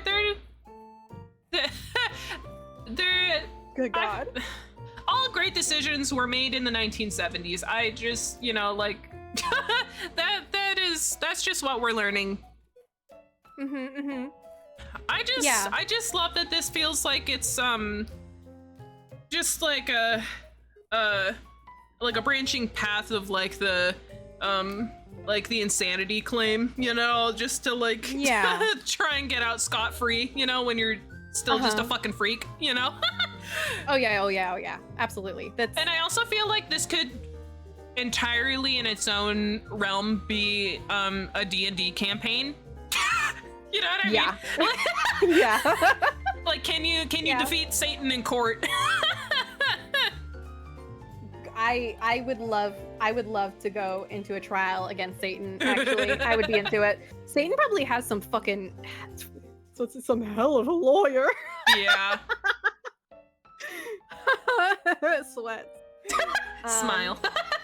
I did not mean to make a pun, guys. I did not mean to make a pun or a joke. It's just the way I phrased it. Satan probably has some fucking wild ass lawyer. When the devil made you do this, the dude just knew what to say next. Uh-huh. The devil went down to law school and he was looking for a soul to stab. Exactly. Man. This just gets me every time I see it. I think we should pull the Satan claims more often, but like for like less like that, not for like the terrible crimes, just for like, oh, why'd you go 50 in a 30 mile per hour zone? It's like, well, the devil made me do it. I had to hit that pedal to the metal, baby. Like, you know, like that kind of shit. Satan said that I needed to do it. Satan Motherfuckers named Mayo. Yeah. Wonderful. That feel when you're Mayo. Alrighty. All right. What is my next wonderful topic? So this one, warning for parasites. Satan wanted that Katie bar, not me, I swear to God. Anyway, if y'all know me, you know that I'm a big fan of parasites, and one of my favorites is the tongue-eating louse. Oh, wonderful. Otherwise known as Cymothoa exigua. Cymoth. It's not gonna come up with. I see it. I see it. Yeah, Cymothoa exigua. That's a guy. That is a dude. That's my sweet little guy. That's my sweet little guy. I love Cymothoa exigua.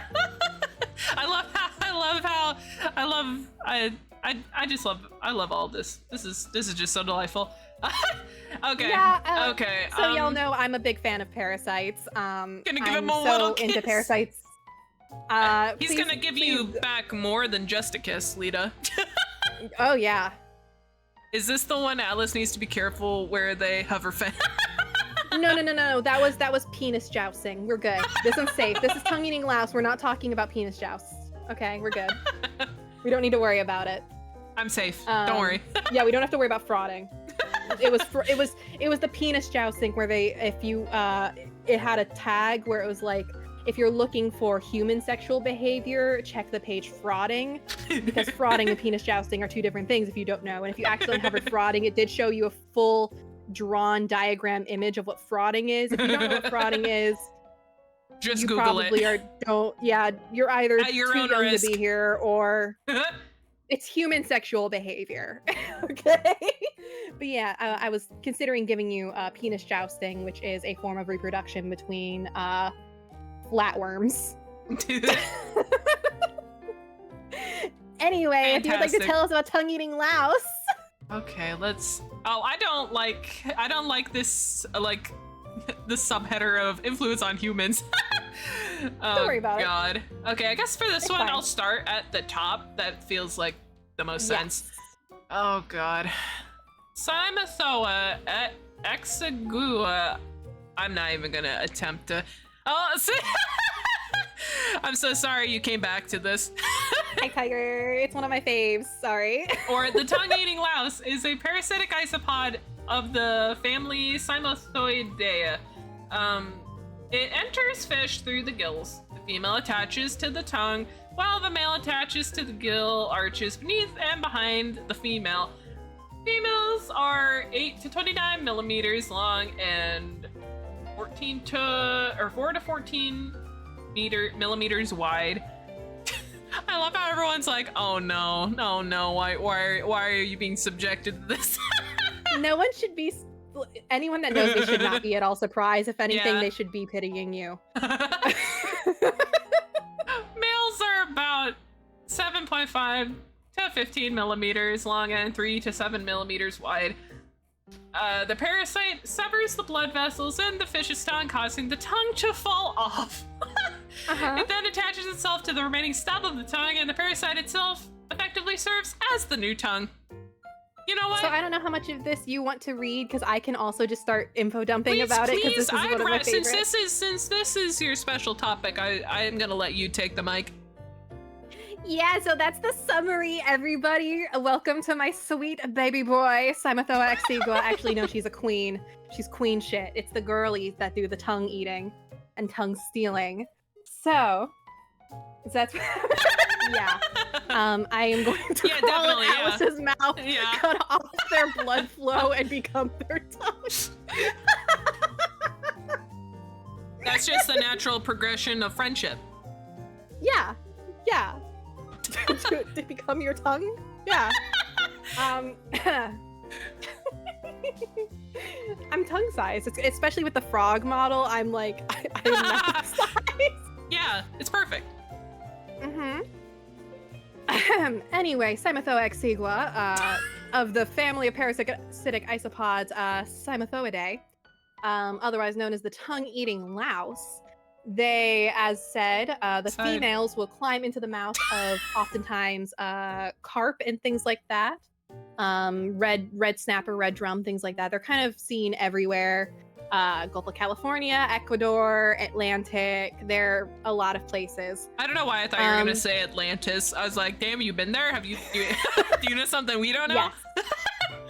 Yes. Full stop. But they're kind of fucking everywhere. And what they do is they first crawl into the gills of a fish, and then while they mature, they can switch sexes as they mature.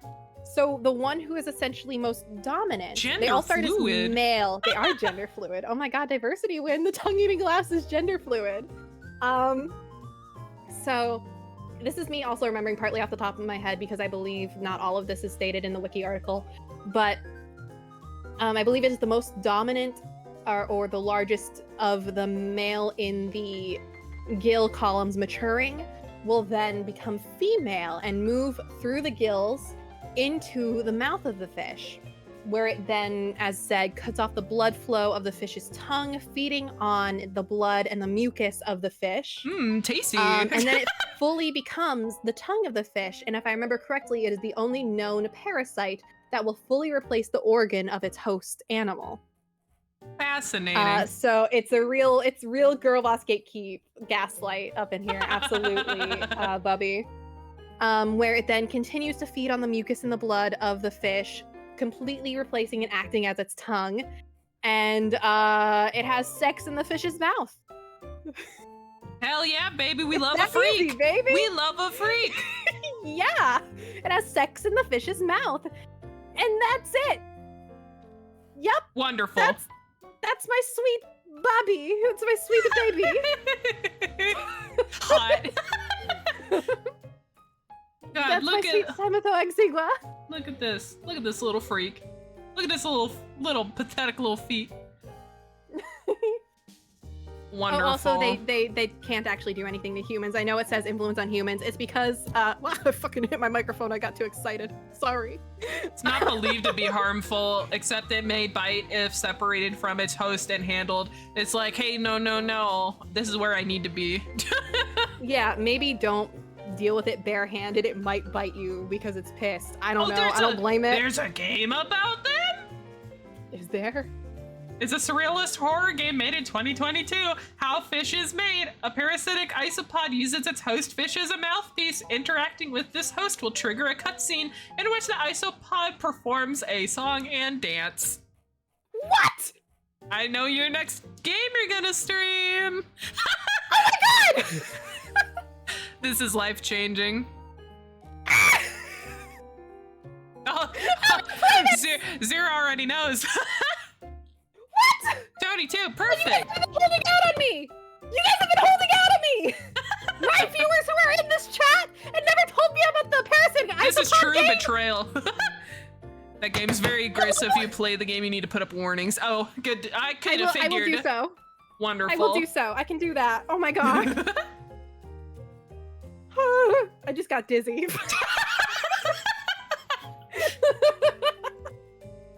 I'm thrilled. Please I'm thrilled. please I'm don't thrilled. pass out during our stream. I can't help If I you. pass out, clip it. If I pass out, clip it. It's good content.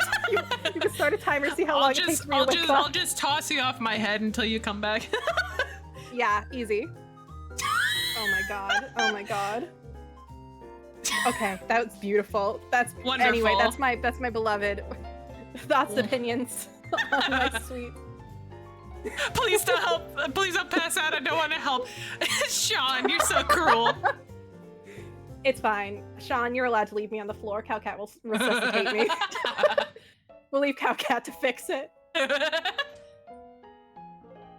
Okay, well, my remaining ones aren't nearly as special as your little baby here. But I hope they're just as great. Yeah.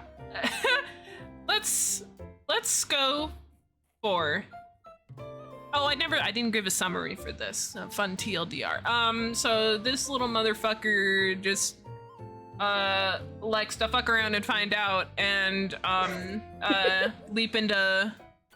Oh, the game's free. Oh, even better for you, God. Fennel. I'm thrilled.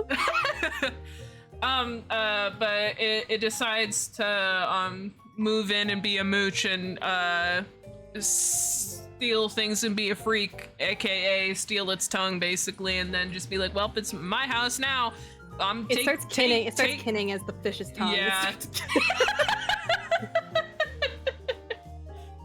Yeah. Yeah. And it girl bosses, it gatekeeps, and it gaslights. Very, very pog. I don't want to meet it in real life. It's not too bad. Yeah. It won't fuck with me as met a long few as of I them. don't forcibly remove it from its own house. Yeah, I've held them before. Just don't do it barehanded. Oh, Really, wonderful. just be careful about it. It's not a big deal. It's not that bad. And it's yes, and it's a gender fluid icon. So wonderful. Well, thank you for the nightmares. I'm gonna head out the have fun with your cursed articles. Bye, Bubby. Take care. You're welcome. Sorry for traumatizing you. No, don't apologize. You're welcome. Just in time. Okay. Thank you for the head pat, Pog. The head pat is just for the both of us. Oh my God. Entry level cursed, yeah. All right, next one for you is the Great Moon Hoax. This one comes with fun photos. I love the Great Moon Hoax. Yeah, I know exactly what this is about. This is so Okay. special. Where would you like me to start? Oh with this? God, there's so much to it. Start at the article. I think the article really sets the tone. Okay. Oh, delighted. Here, Okay. I'll rotate through photos while you read it. Perfect. The articles described animals on the moon, including bison, goats, unicorn, bipedal tailless beavers, and bat-like winged humanoids.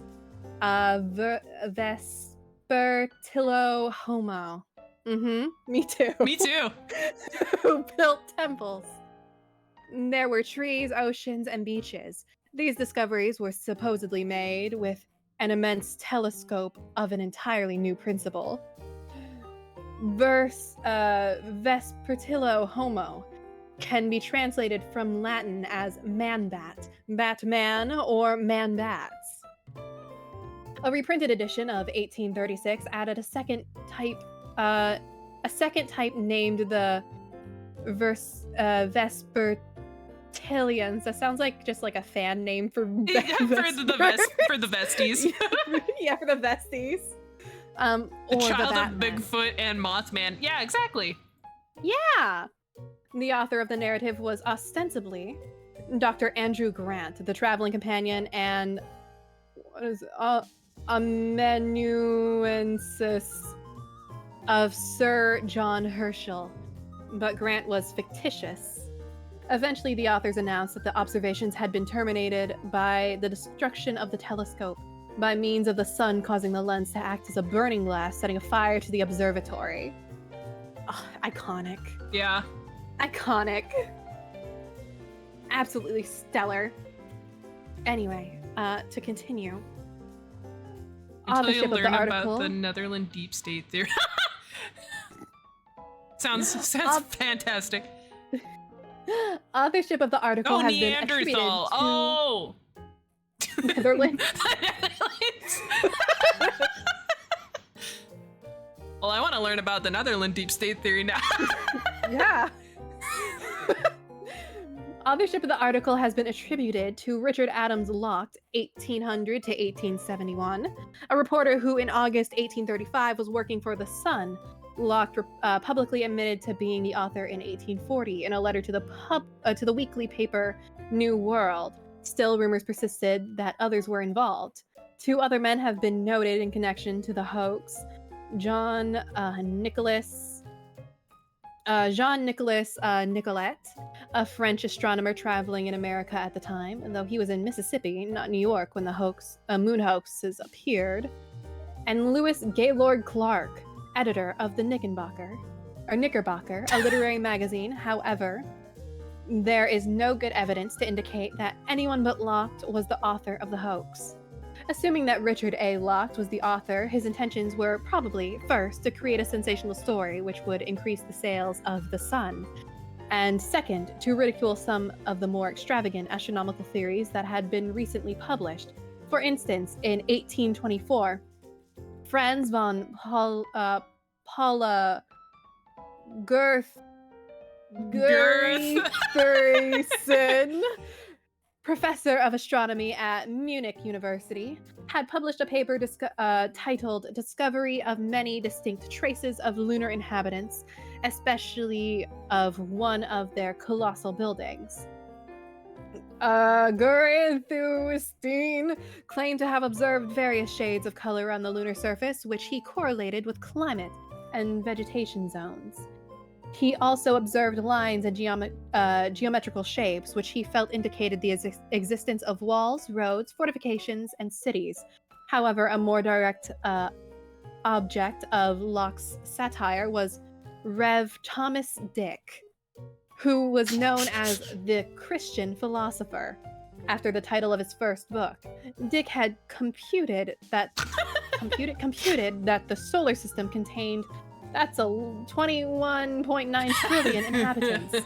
In fact, the moon alone, by his count, would contain 420 million inhabitants. I mean, trillion, pardon. Million? Trillion? I can't read. That's too many numbers. His writings were very popular in America. Intellectual Ralph Waldo Emerson. Emerson was one of his fans. According to legend, the Sun's circulation increased dramatically because of the hoax and remained permanently greater than before, thereby establishing the Sun as a successful paper. However, the degree to which the hoax increased the paper's circulation has certainly been exaggerated in popular accounts of the event. It was not discovered to be a hoax for several weeks after its publication, and even then the newspaper did not issue a retraction. Herschel was initially amused by the hoax, noting that his own real observations could never be as exciting. He later became annoyed when he had to answer questions from people who believed the hoax was serious. Edgar Allan Poe claimed the story was a plagiarism of his earlier work, The Unparalleled Adventure of One Hans Pfaall. His editor at the time was Richard Adams Locke. He later published The Balloon Hoax in the same newspaper.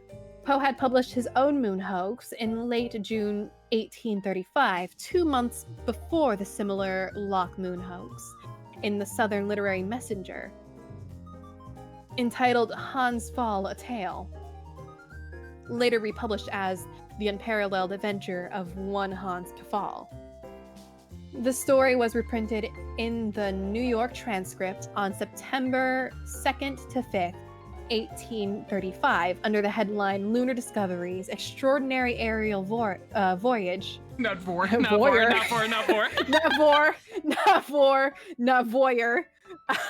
Extraordinary Aerial Voyage by Baron Hans Pfaall.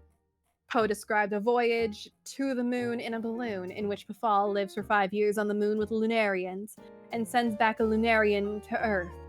The Poe moon hoax was less successful because of the satiric and comical tone of the account, Locke was able to upstage Poe and steal his thunder. In 1846, Poe would write a biographical sketch of Locke as part of his series, The Literati of New York City, which appeared in Goody's Lady's book. Legacy Nate DeMeo's historical podcast, The Memory Palace, dedicated to a 2010 episode of The Great Moon Hoax entitled The Moon in the Sun. The hoax inspired a 3-part musical by composer Matt Dahan as part of his musical radio series Pulp Musicals. Richard Adams' Locke and The Great Moon Hoax are fictionalized in Chapter 14 of Felix J. Palma's 2012 novel, The Map of the Sky. Iconic, truly iconic. A classic. I fucking love it. I love the, like, this era of history's, like, funny little quirky, like, hoaxes they were always pulling. Like, haha, I saw a little fairy in my back garden. I made a little clay figure. Haha, don't tell anyone I'm hiding it in the dirt. Like, haha, look at this fairy. You know, like, something that's harmless, you know, like that kind of hoax. Like, I think this shit is funny as hell. I love the level of detail. This could easily, again, be like a D&D campaign, like, plot, you know, like. Oh, for sure. For sure. I just think it's something special. No, I love it. It's so good. It's so fun. It's quirky. It's silly. It's kind of charming in its own way. You managed to piss off a famous author. You made another author like you became their Oshi. So like, yeah. So like, it's perfect in every angle. It's kind of endearing in its own way. Yeah. I think it's perfect. I think it's perfect too, and I love the illustrations so much. It just looks like it's a furry convention just going on. Like, truly. I mean, look at this thing. They're in suits. Oh yeah. Next cosplay idea. Yeah. I think it's fantastic. Yeah. I would love to at some point read the original articles. God, actually. me too. I'm not gonna lie. Me too. I will need to have to find if there are. I'm sure there must be records of there the has original to. articles. It's probably buried here in the references at the bottom. yeah, for sure. It has to be. I would love to sit down and read them. It's so iconic. This is something I've heard it around. I've seen it around, and it's fun to read it again. Yeah. Yeah. Hell yeah. Okay. What now? I have something. Oh wait, also summary. Dude makes a hoax about men on the moon or furries. And it pisses off Edgar Allan Poe because he thinks Poe thinks that he plagiarized him. Yeah. Yes. He's like, oh, that's my moon furries. You were stealing the idea. How dare you? Yeah. So for once, I actually have something that's not terribly disgusting and sort of in a similar vein. Oh, beautiful. It is the Mercy Brown vampire incident. I believe if anyone in chat is a fan of I'm on a total wrong Ask the page. Mortician, then you've probably heard a little bit about Mercy Brown and her vampirism. There it is. I feel like I've heard this. I feel the name iconic. sounds familiar. I don't remember if I've read this one ever. It's pretty iconic in as a vampire incident caused very much by the New England vampire panic. Oh, beautiful. I also in 1892. Yeah. I love the theme here so far that we're either in the late 1800s or we're in the 1970s. Like, it's just the fun shit, I guess. It's just where all the fun shit is. Oh, thank you for the redeems. Thank you. You're saving us. Thank you. Ooh, I'm doing a stretch. I'm sitting up. Gotta unshrimp. I know I did one 30 minutes ago, but I need to get back on track.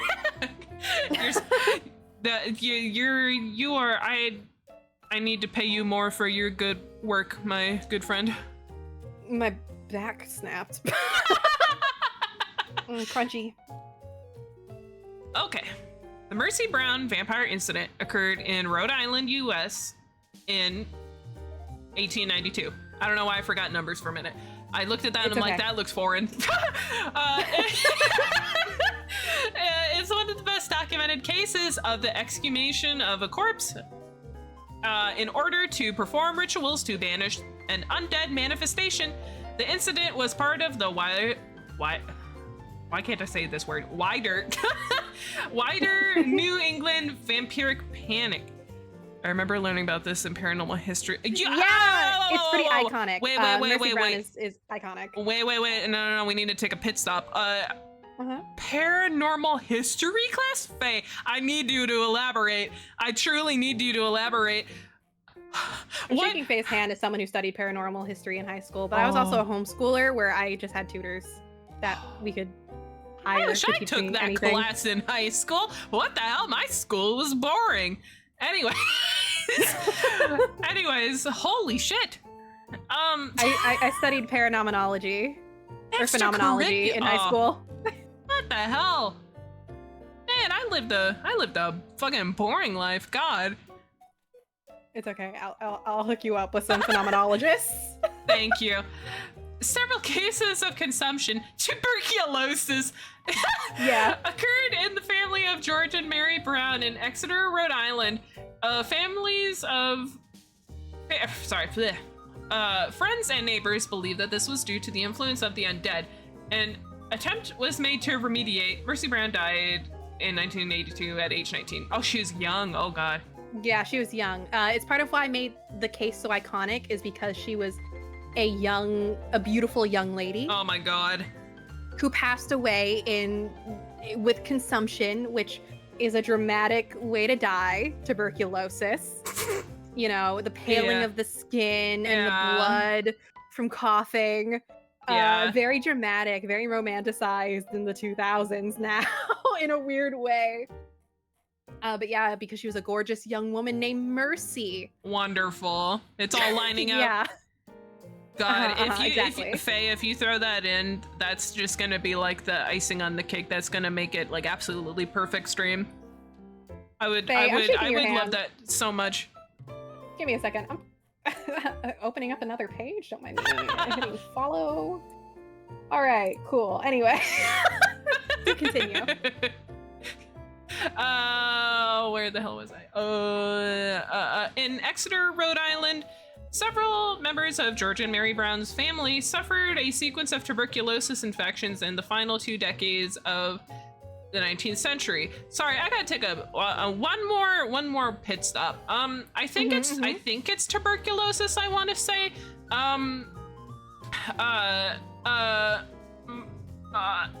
Any fellow Washingtonians in the chat can possibly tell me if I'm correct and if it is tuberculosis or not. But there's currently this lady going around Washington evading the cops and evading a court sentence or whatever right now because she's like spreading tuberculosis like untreated. It is tuberculosis. And I think that's just like so cool, haha, smile, love that. You know, like so bizarre. Yeah. Just quirky Washington things. Ain't that fun to know, F. Maybe we could have walked past her and not known. Anyway, keep wearing your mask. Tuberculosis is transferred through spit and such from coughing and that sort of thing. Yeah. Anyways. Smile. Fun Washington facts. Teehee. Anyways. Oh God, where was I? Tuberculosis was called consumption at the time and was devastating and much feared disease. The mother, Mary Eliza, was the first to die of the disease, followed in 1884 by her eldest daughter, Mary Olive. What a cute name. According to her gravestone, in 1891, daughter Mercy and son Edwin also contracted the disease. Friends and neighbors of the family believed that one of the dead family members was a vampire, although they did not use that name, and had caused Edwin's illness. This was in accordance with the threads of contemporary folklore, which linked multiple deaths in one family to undead activity. Consumption was a poorly understood condition at the time, and the subject of much superstition. George Brown was persuaded to give permission to exhume several bodies of his family members. Villagers, the local doctor, and the news reporter exhumed the bodies on March 17th. Oh, just a fucking exhuming party. Yeah, we love a little bit of exhumations. Yeah. On March 17th, 1982, the bodies of Mary and Mary Olive, that must have gotten so confusing to say in the family, like, which Mary are you talking about? Yeah, right. Mary and Mary Olive exhibited the expected level of decomposition, so they were thought not to be the cause. However, the corpse of a daughter, Mercy, exhibited almost no decomposition and still had blood in the heart. What the hell? Yeah. This is taken as a sign that the young woman was undead and the agent of young Edwin's condition. Her lack of decomposition was more likely due to her body being stored in freezer-like conditions in an above-ground crypt for 2 months following her death. Yep. As superstition dictated, Mercy's heart and liver were burned, and ashes were mixed with water to create a tonic given to sick Edwin to drink. Yes. Oh God. Uh-huh. As an effort to resolve his illness and stop the influence of the undead, the young man died. I fucking wonder why. The young man died 2 months later. What remained of Mercy's body was buried in the cemetery of the Baptist Church of Exeter after being desecrated. In the end, the father, George Brown, was one of the very few never to contract tuberculosis, living until 1922, just long enough to see bacteriologist Albert Calme, I don't know how to say that, and Camille Guerin discovered the BCG vaccine, which was widely used to treat and cure tuberculosis. Imagine living long enough to find out that, like, your family wasn't vampires and it was just a disease. Imagine that, imagine that character progression. Oh my God. Mercy Brown is widely believed to be an inspiration for many vampire stories. That is fascinating. Also, she is very much the product. Wait, I know this book. Pog. The Pallbearers Club. Pog. I know that book. Yeah. But she is also very much what has happened around here was very much the product of the time. There was a big vampiric scare coming into Rhode Island from Europe, and it was just sort of a thing that was going on, rumors and the such. So she was one of the larger cases known because she was, again, a so told beautiful young woman named Mercy. Yeah. And like so fate. it just kind of took like wildfire, you know? Fantastic. Yeah, which only furthered, obviously, the anxieties and the rumors around. I also like how they didn't use common sense, and they were like, "Oh, she must be a vampire. Like she still has blood." Like when they're the ones that froze her. They didn't really. I feel like decomposition wasn't as strongly understood at the time. Yeah. Things like such, and also she did decompose. Part of what this is missing is, from what I understand, is she did decompose a certain degree, but it was more like drying. Oh my God. So what happened is instead, so kind of like mummifying almost.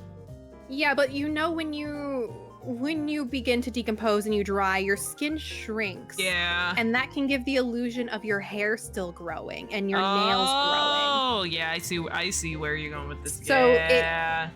It was not uncommon for these features in corpses to make people believe that they are some sort of undead entity, they're vampires of some sort, because it looks like their hair is still growing and their nails are still growing and there's still blood in their heart and things like that, and blood in their mouth from decomposition and things like that. Wonderful. So it was, yeah, that's Mercy Brown, baby. She's kind of iconic. She's What kind a of legendary. legend. The perfect storm to create a vampire. Yeah, for real. Yep. Dear Yep, yep, God. yep, yep, yep. Oh, I love it. Mm-hmm. I remember learning about this in a doc about the folklore of vampires. Yeah, I can see it. That's wonderful. Yeah, again, she's kind of like one of the big name cases in these sort of things. Yeah. If people talk about vampire, like the vampire scare, it's Mercy Brown is usually brought up at some point. That would be fun to read up on more. Wait, sorry, I really love the image on like the hover preview. Rhode Islanders who are sure that they do exist. Yeah. Yep. Yeah. Yep. Fantastic. So TLDR, whole family got tuberculosis. People were like, those are some bloodsuckers right there. Uh-oh. that's evil. And it just turned out to be tuberculosis. Fantastic. As it often was. Yeah. Something very, very explainable. Well, not even explainable at the time, though. Yeah. Pour one out for Mercy Brown. God. Had her corpse desecrated and Yeah. had her dying brother drink the ashes of her in a tonic Which to definitely hopefully didn't cure him. Which definitely didn't speed up his own death. Not in any way, definitely. Maybe that was a mercy. Tuberculosis is a long and slow death. Yeah. Tuberculosis is long and slow, unless you have running consumption, in which case you're dead within a week. How lovely. There's different types of consumption. How lovely. Mm-hmm. Okay.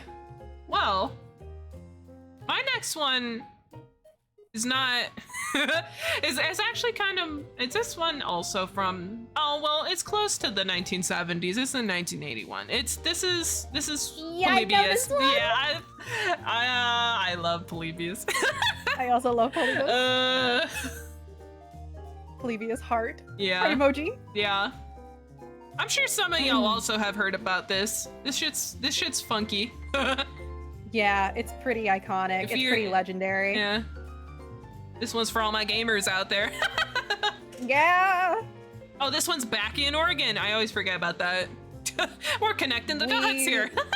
Love Oregon. Oregon's a freak. Shout out to the people in Oregon. Y'all are a bunch of weirdos. It's where I belong. Maybe I should just move to Oregon. Just go live in the woods. just come over here. See, people know it. Here we go. It's iconic. It's Yeah. legendary. Yeah. I should probably just start from the legend. I Yeah. probably don't need to read the shorthand. Yeah. Ahem. The urban legend says that in 1981, when new arcade games were uncommon and unheard of, new arcade game appeared in several suburbs of Portland, Oregon. The game was popular to the point of addiction, with lines forming around the machines and often resulting in fights over who would play next. The machines were visited by men in black who collected unknown data from the machines, allegedly testing responses to the game's psychoactive effects.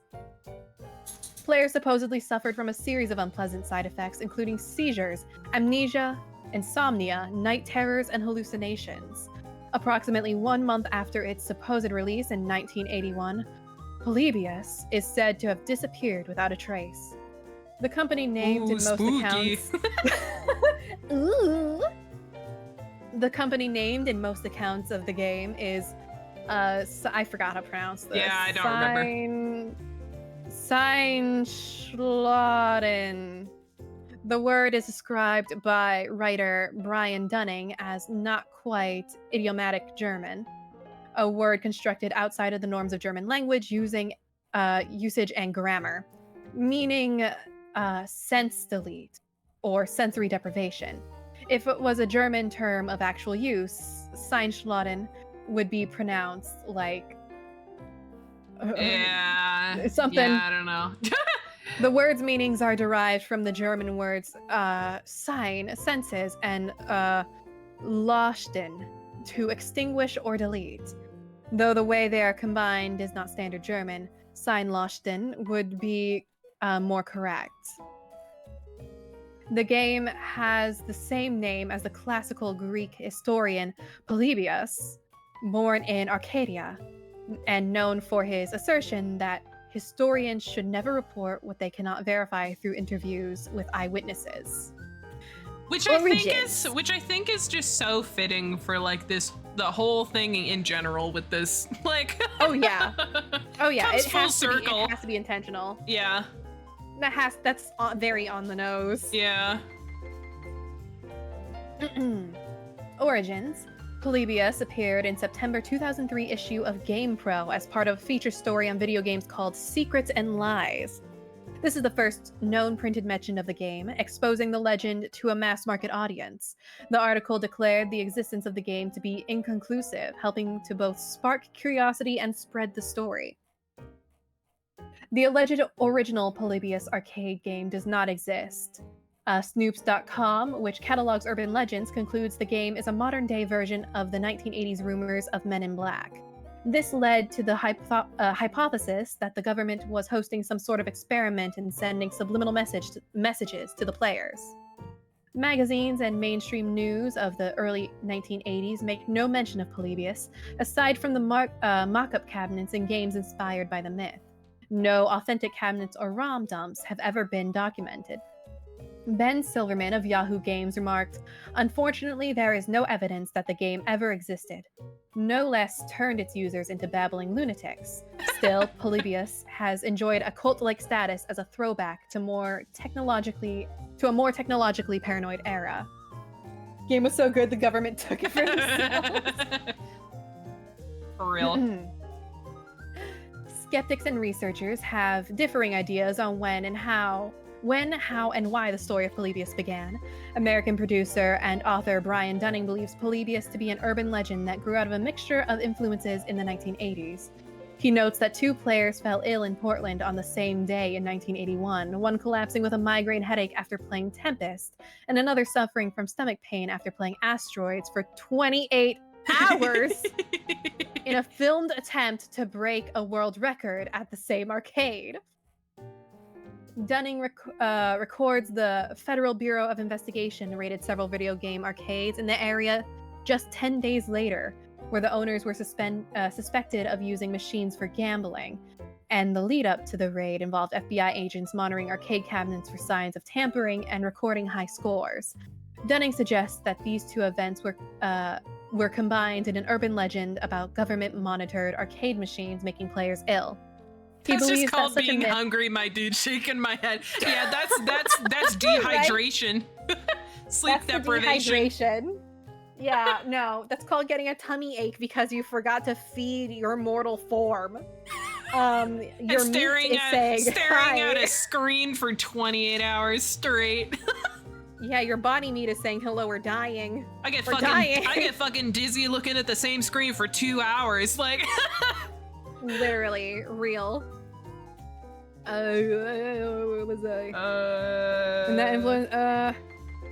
Dunning suggests that these 2 events were combined in an urban legend about government-monitored arcade machines making players ill.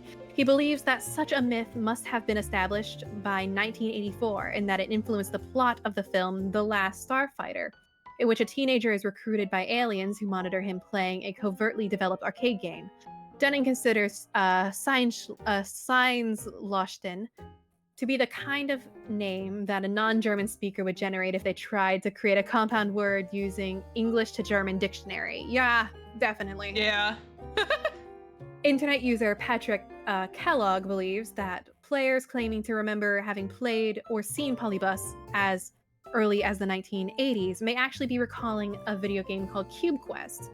Cube Quest, released in arcades in 1983, is a shooting game which played from a laserdisc.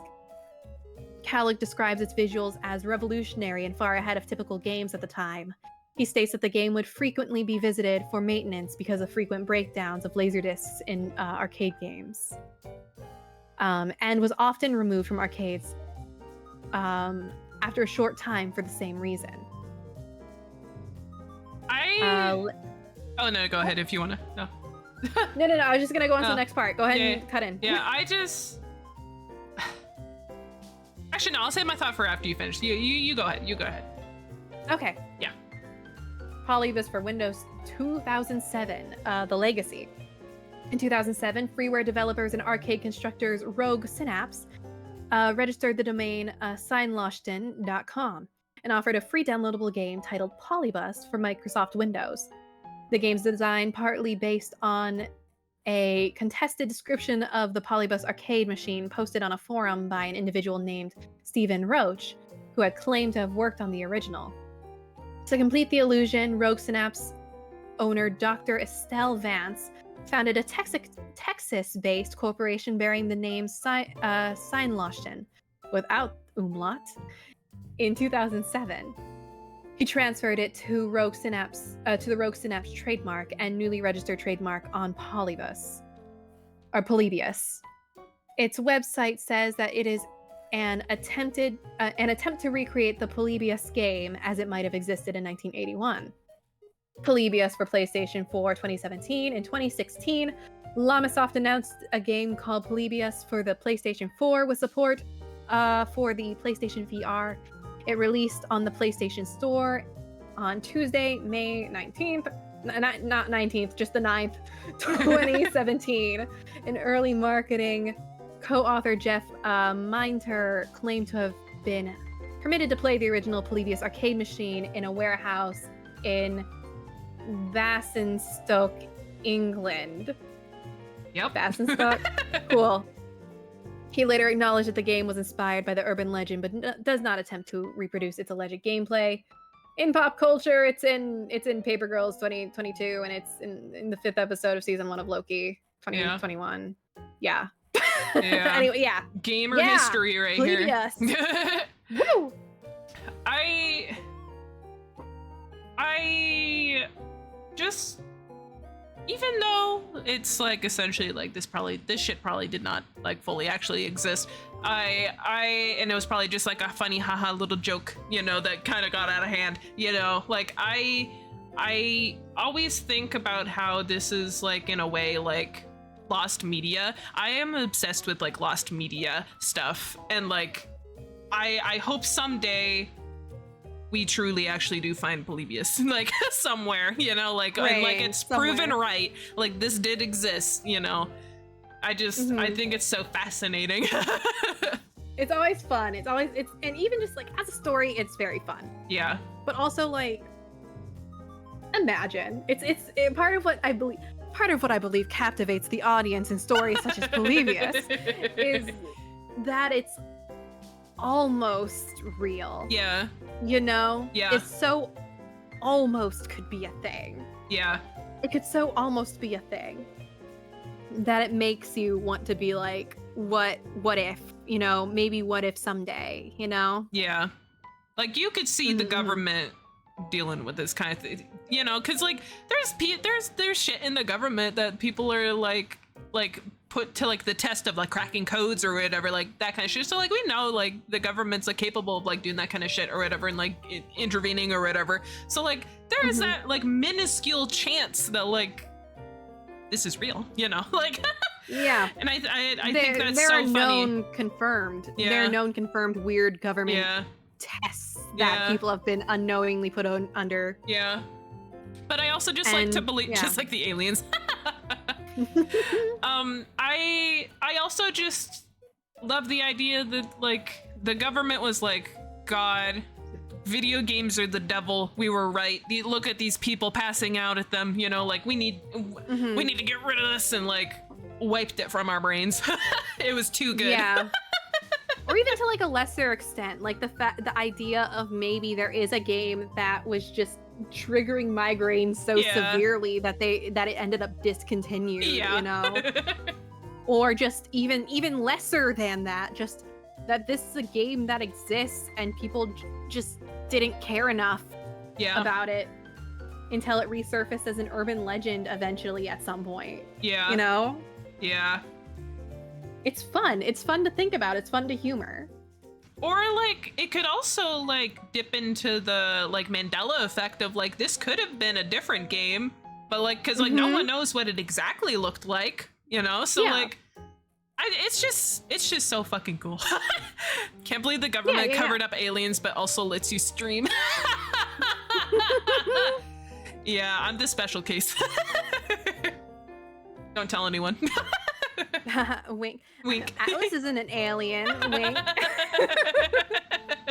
That's the secret lore. That's what you find out in part 2. Yeah, that was Polybius. Yeah, summary. Polybius is a urban myth game that was said to cause people much illness, and that the government was tracking it essentially for unknown reasons until it was disappeared off the face of the earth. And now no one can prove it existed. Yeah. Ugh. So Now I'm bumping my mic. Anyways. I only have one more article on hand, but would you like me to give you the real quick like TDLR article? Yes, I found some articles I've been that I so wanted to give excited for notable this mentions. one. Okay, so here's my TDLR article. It is called Blood Vomiting Game. Feel free to look it up.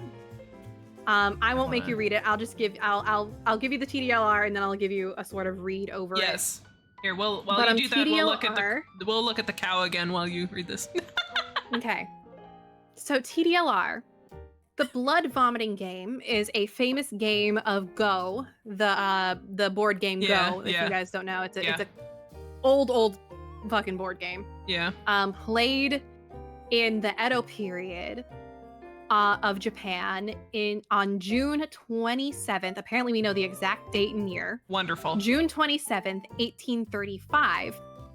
It's always the fucking 1800s. Joa, It's always the fucking 1800s. right? Between Hannibal Joa as the white pieces and Akaboshi in Tetsu as the black pieces. Oh, thank you, it is Elliot. noted. Thank you. Oh, thank you. I'm also doing the same thing.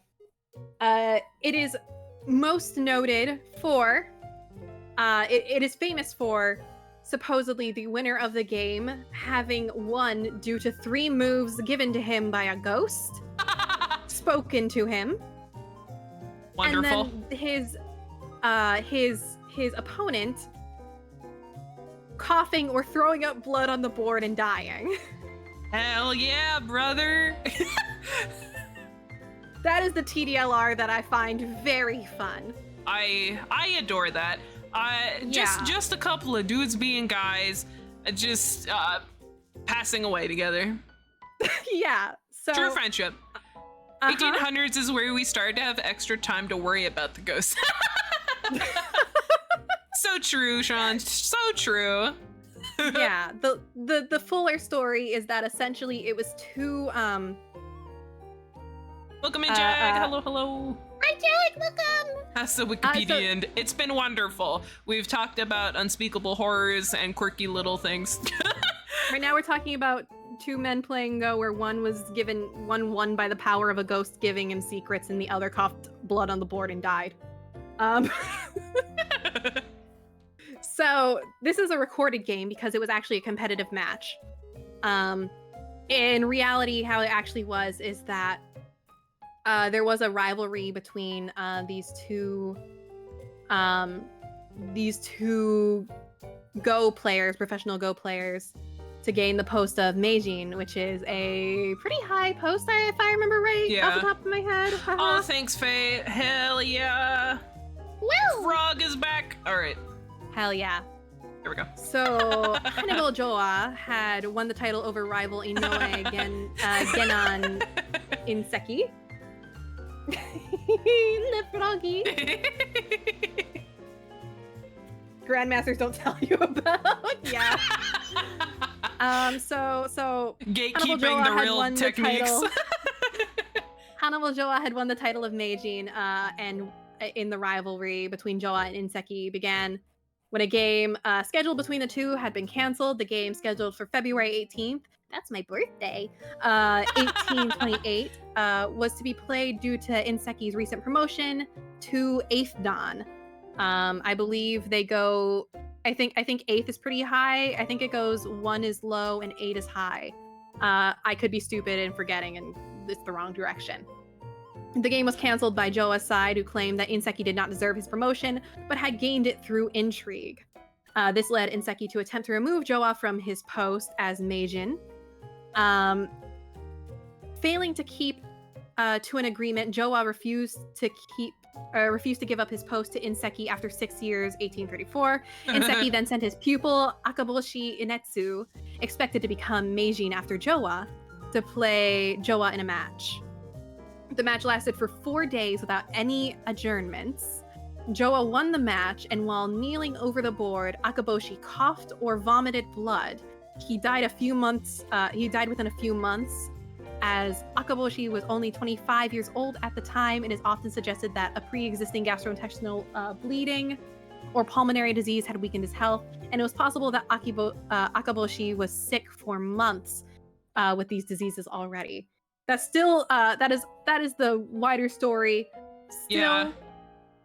our man that won claimed that a ghost gave him his 3 moves that turned the game around and allowed him to win.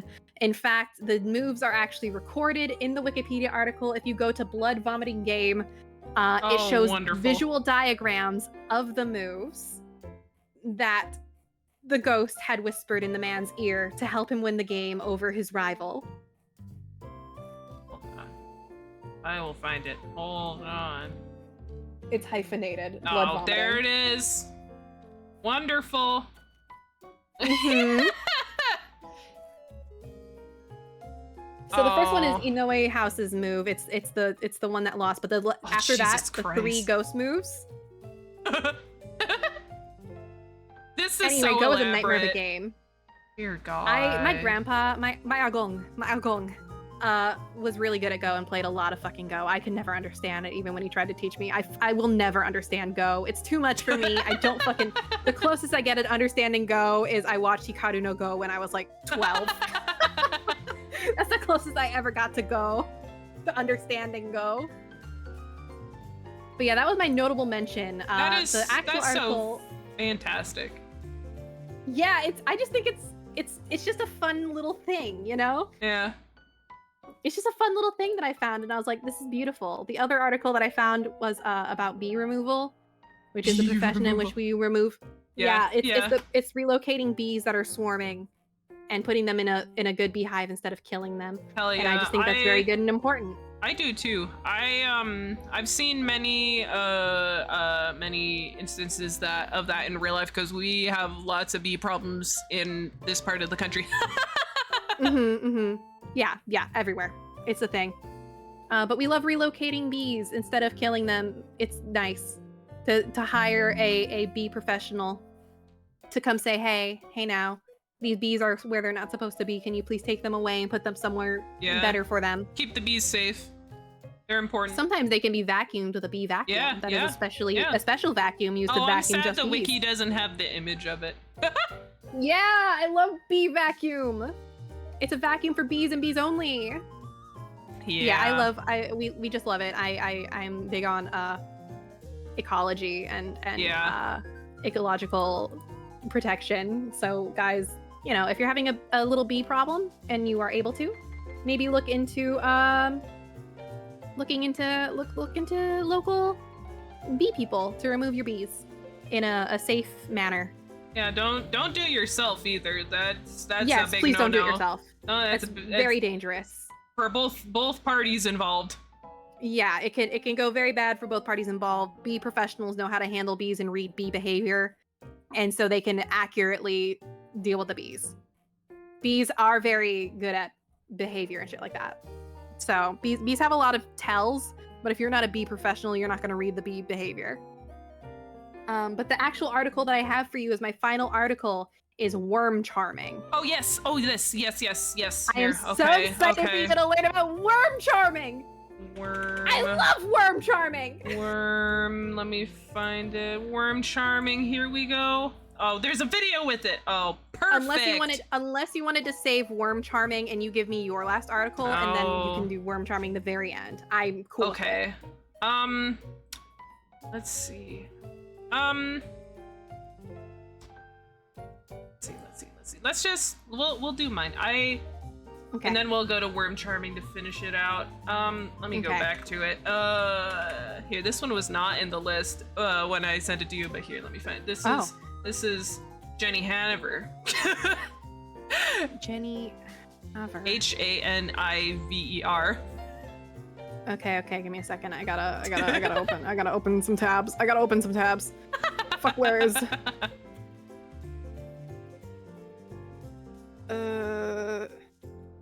Jenny Hanover. Oh, I know Jenny Hanover. Yeah. You silly scamp. I know all about Jenny Hanover. Look at this little freak. I love this silly fucking scamp. I used to have a doll that resembled Jenny Hanover. Oh, what I wouldn't give to have one of those. Holy shit. Yeah, I used to have a doll that resembled it because I'm that kind of child. What a beautiful little creature. All right, Jenny Hanover is the carcass of a ray or skate. She's beautiful. That has been modified by hand and then dried, resulting in a mummified specimen intended to resemble a fanciful fictional creature, such as a demon or dragon. This practice dates back to 16th century, when these specimens were often sold as curiosities to sailors and collectors. I just want an army of these little motherfuckers. Please! Can I have like a stuffed animal version of Sweet Jenny? Of my darling Jenny? My beautiful Jenny. I just love that it's called a Jenny. Yeah. I know too many Jennifers in my life, so it being called Jenny is really fucking funny. One suggestion for the origin of the term was the French phrase "Genu de Anvers." That's my best attempt. Perfect French. Youth of Antwerp, a city in Belgium, apparently. British sailors cockneyed this description into the personal name Jenny Hanover. That's kind of cute. That's actually really cute. Jenny Hanovers have been created to look like various mythical creatures, including devils, angels, and dragons. Some writers have suggested the sea monk may have been Jenny Hanover. Here, let's sweet sea monk. Look at this dude. He's just fantastic. He's so silly. Got silly little hands. Yeah, he's got little hands. He's a little Hanover.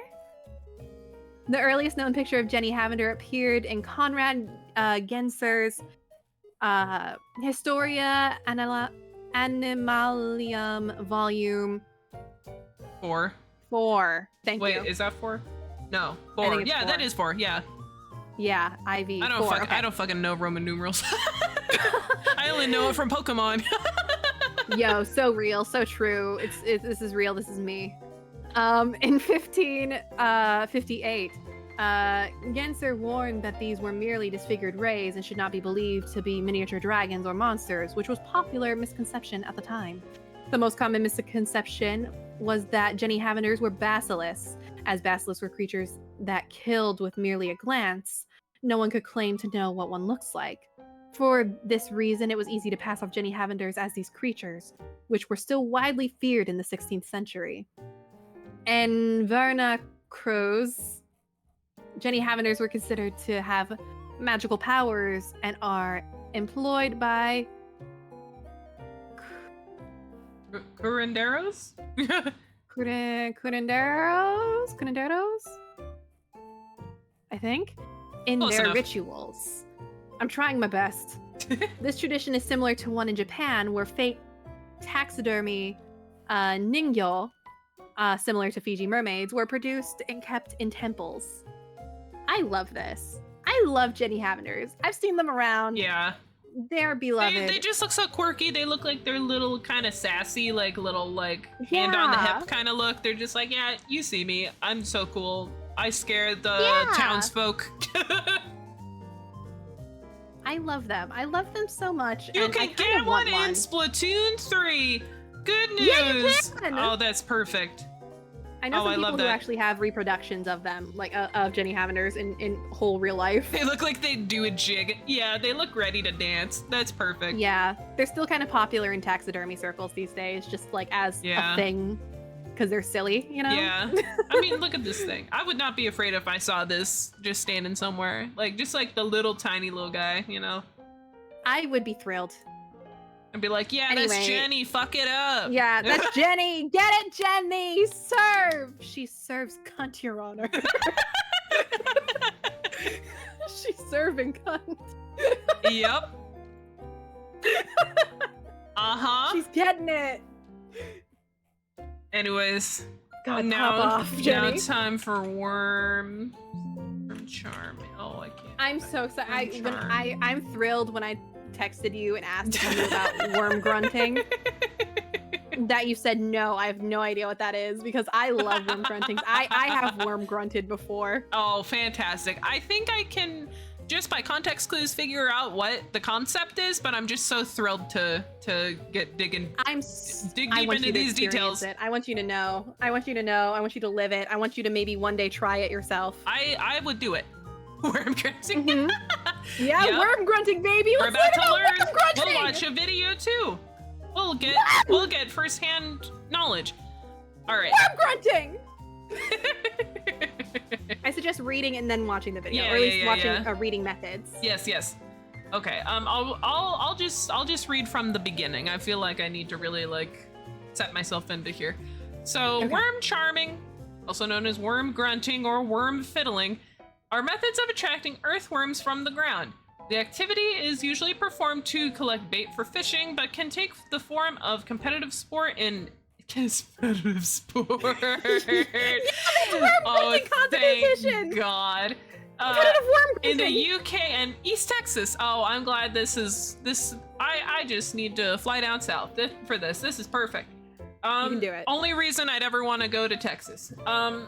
As a skill and profession, worm charming is now very rare, with the art being passed through generations to ensure that it survives. Imagine being in a family that is like known for this, and like your kid grows up a little bit, and you're like, oh, what does the family do, Dad? And you're like, well, son, let me take you to the backyard. And I was watching, I was trying to find some good videos of worm grunting before I actually noticed that there was already a video of worm grunting on here. And I found I found this one video, I did not check how old it was. And it was like weirdly sad. Oh no. Because it was like talking about how this older woman, she goes out into the woods of Florida, and she's from a multi-generational worm grunting family. And how it's very lonely, and she does it all on her own, and she'll try to get her kids and like her nieces and nephews to come with her and do the family worm grunting with her. But they don't want to. But they won't do it. So it's just I'd her, go with out her. on her own, hurting her back, worm grunting and collecting worms. And it plays like sad music in the background. Oh God, that's sad. That's so sad. We can't let this Yeah. art die out. All right, are we ready to learn about the methods, chat? Most worm worm charming grunted before, let's go. methods involve vibrating the soil, which encourages the worms to the surface. In 2008, researchers from Vanderbilt University claimed that the worms surface because the vibrations are similar to those produced by digging moles, which prey on earthworms. The same technique is used by many species of birds, which devour the worms as they appear above ground. The activity is known by several different names, and the apparatus and techniques vary significantly. Worm grunting generally refers to the use of a stob, a wooden stake that is driven into the ground, and a rooping iron, which is used to rub the stob. Worms like vibe checks. So true. Worm fiddling is also the use of a wooden stake, but utilizes a dull saw, which is dragged along its top. Techniques vary from sprinkling the turf with water, tea, and why beer? Are you trying to get them drunk? Kind of, actually. To music or just twanging with a garden fork. In some organized competitions, detergents, I almost read that as degenerates, detergents and mechanical diggers have been banned. Yeah, you gotta keep to your roots. You gotta keep to the worm roots. Worm charming is a behavior also observed in animals other than humans, degenerate worms, especially among birds. The methods used vary. However, tapping earth with feet to generate vibrations is widespread. One common example is the seagull dance. The wood turtle... Oh, that's a guy. Sorry, I just looked at what the wood turtle... I love turtles. The wood turtle he's a little fella. is... The wood turtle also seems to be adapted for worm charming, as it is known to stamp its feet, a behavior that attracts worms to the surface and allows the turtle to prey on them. Soil conditions. Worms are most commonly found in damp or wet conditions and tend to move away from dry soil. The success of worm charming can often depend on these soil conditions, with charmers choosing damp locations or using water to attract the worms. As a profession, worms are sold as live bait for fishermen, and many sellers use worm charming techniques to gather their stock. That makes sense. In some locations, professional worm grunters need to obtain a permit to ply their trade. That's fair. I understand that. A professional worm grunter. You even licensed worm grunting. Yeah. In most competitions, the fiddlers with the collector or collectors of the most worms in a set time are declared as the winners. They usually have a zone in which to perform their charming, measuring 3 square yards. World Worm Charming Championship. One of the first worm charming events took place in the English school. I don't speak English. Me too. At Williston County Primary School in Williston, Cheshire. Ben worm grunting stream when? I would love to. I'm Please not do. even kidding. I do a hand can stream, but it's worm grunting. The audio will be terrible. You'll understand Perfect. when you watch the video. Perfect.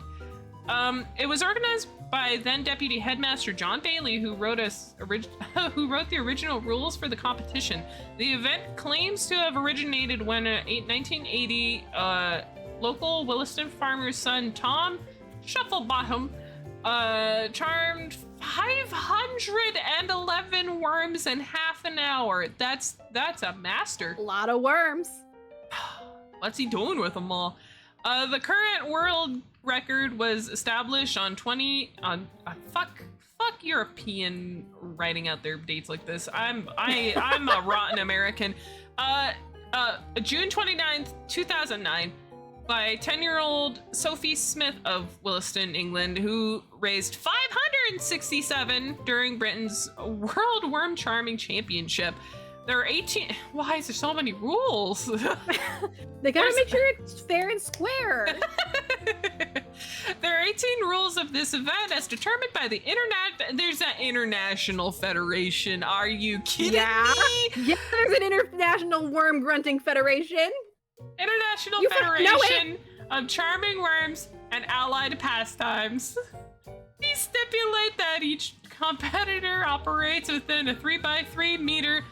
What may only use vibrations or music to attract worms is not to dig or use drugs, including water, drugs. or you can't be doping up these worms, including water or other liquids. May stick a garden fork into the ground and vibrate it to encourage worms, or all worms must be returned to the ground once the birds have gone to roost on the evening of the event. This is to prevent a feast for the birds after the event. Atlas and Fed Pro Wormers. Yeah, that's our next collab. Hell yeah, that's gonna be our first offline collab ever. Perfect. It's us worm grunting together. We can take turns being the grunters and the catchers. Yeah. The competition returned in 2022 after missing 2020 and 2021 due to COVID. Oh, perfect. I'm so glad it's back. We gotta continue. Yeah, it's home. Perfect. Devon Worm Charming Festival, also known as the International Festival of Worm Charming, takes place in a small village of Blackotton, South Devon, during the early May bank holiday. It has been running since 1984 and is accompanied by the Real Ale Bear. God, my brain shut off. It's the worms. Yeah, the worms got me. Real Ale Beer Festival and other activities. The genesis of the event occurred in 1983 when Dave Kelland, after returning home from drinking at Normandy Arms, relieved himself in a field and was surprised to see worms come to the surface, giving him inspiration for the competition. The event has been held at Normandy Arms ever since. Unlike the World Worm Charming Championship at Cheshire, forking the ground is not allowed. However, the use of water is. Man took the fattest piss and was like, you know what I can do about this one? I'm gonna revolutionize the world with this one. Cornwall Worm Charming Championships.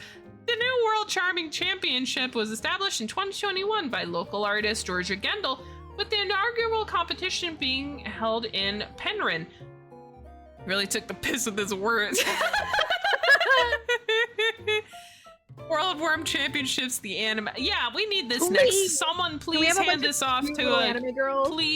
Please, I need to see people simp over worm charmers. Absolutely.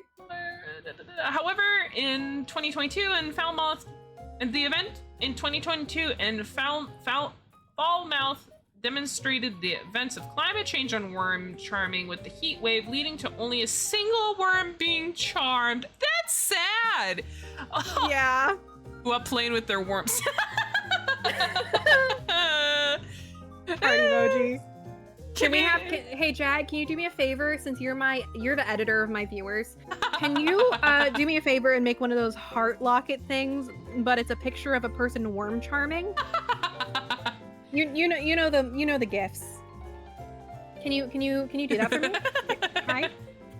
Can you do that and like tweet it at me and Atlas? Thank you.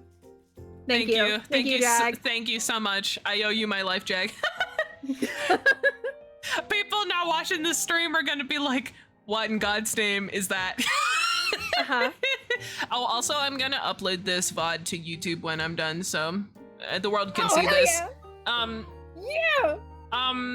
Where was Canadian Worm Charming Championship and Festival.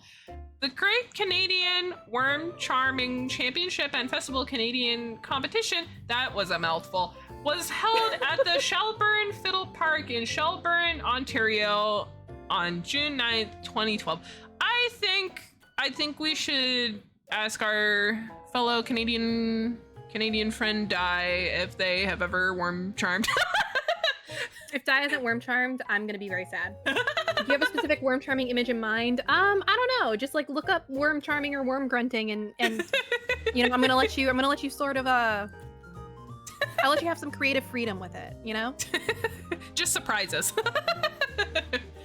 All right, American Worm oh, they had to put a little like southern twang to it. American Worm Grunting Festival.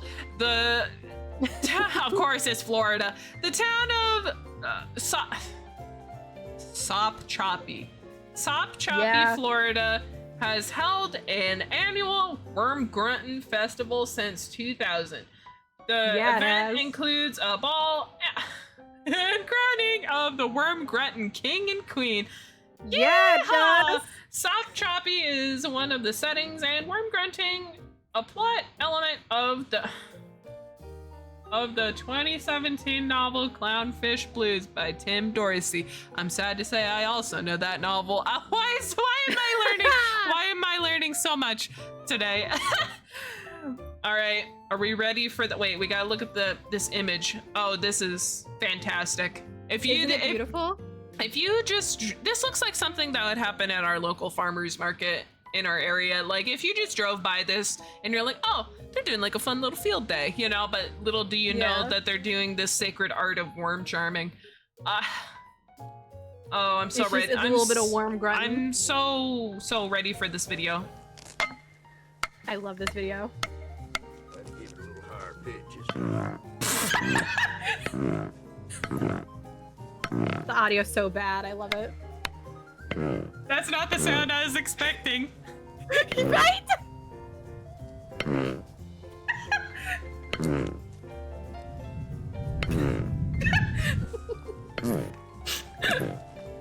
Jag, actually, can it be this man? Can it be this man in the locket? He's the grunter and she's the grabber. Oh god, that's so many! That's about it. Get an unfair advantage, eat beans before the competition. Sorry, I just need to watch this one more time. Please do. Please do. Enjoy it. Really let it sink in. Hard pitches.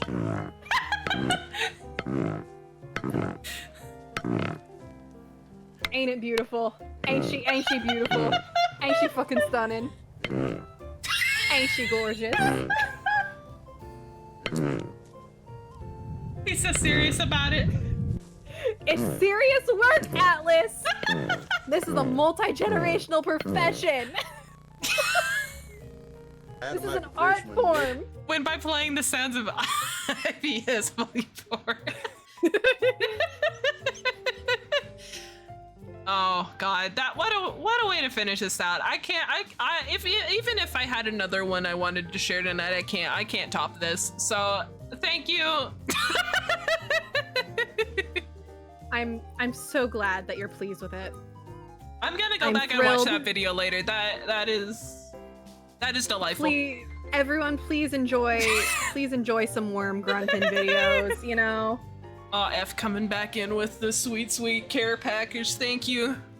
Oh my god, I'm unshrimping. What's Oh, fuck, Alice's okay, Twitter? it's okay. That is just at Atlas Galatea. It's just that. Here. It's just that on Twitter. There you go. Thank you. You're a real homie, Jag. Jag's a real one. Jag's always coming out with the edits. Oh, I'm so thrilled to see this piece of art. I'm so excited. I will be retweeting it instantly upon seeing it hit my notice. Yeah.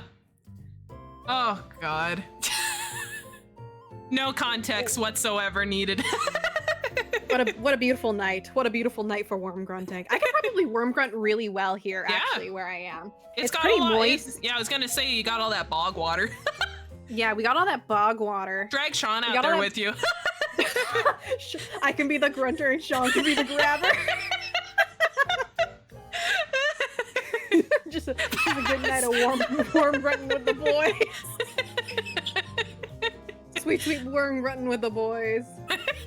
You could do that after the Barbie movie, probably.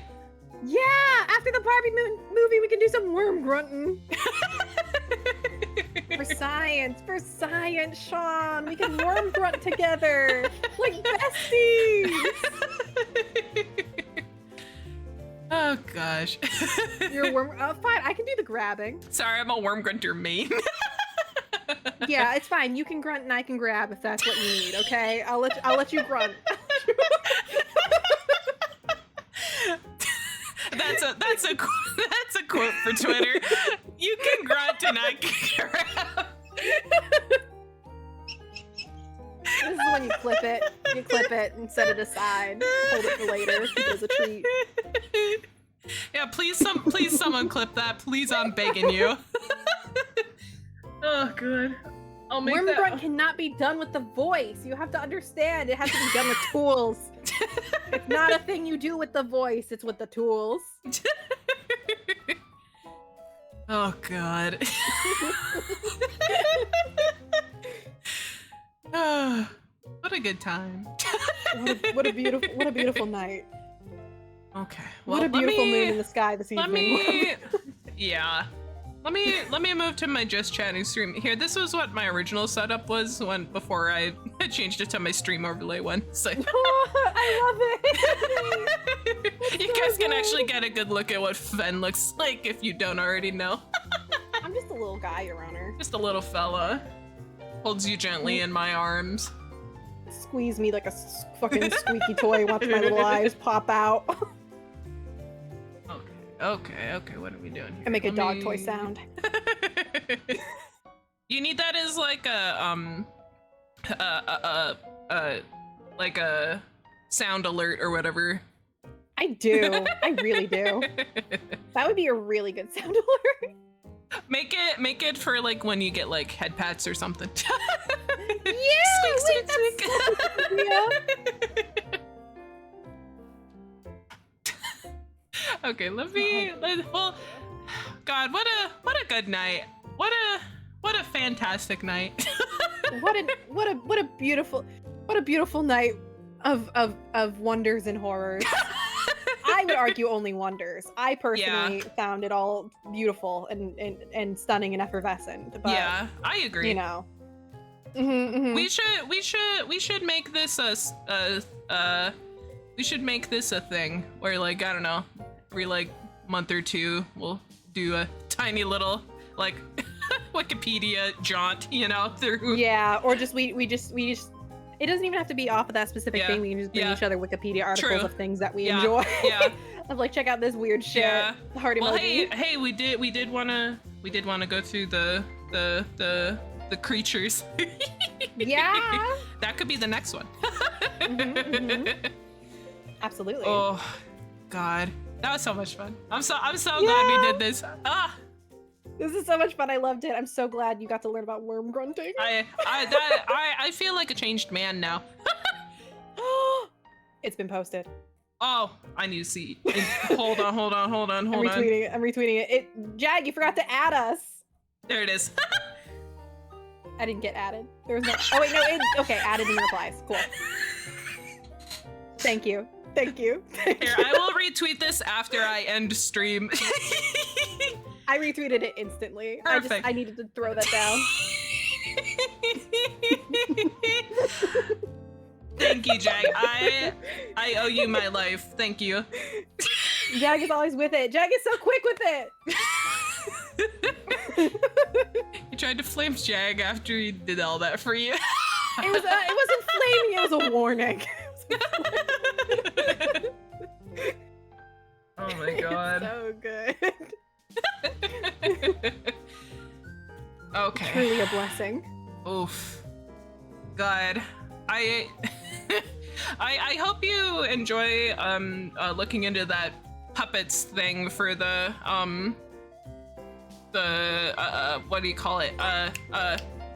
Oh, thank you for the follow, Jag. Thank you. The puppets, what you call it? Why am I forgetting what fucking article it was for? The race. The race, I think. The race? Was it for the marathon? race? I want to say it It's was. the marathon. Yeah. Yeah. Yeah.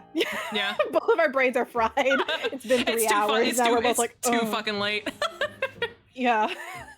Okay. Oh gosh. There's a few people streaming tonight. Who do we want to raid? Oh, I low-key kind of want to raid Hiragiyu, and when they're like, well, what did you stream? We're like, well, we learned about worm grunting. Can we do that? Yeah, here, let me Please? let me get that actually.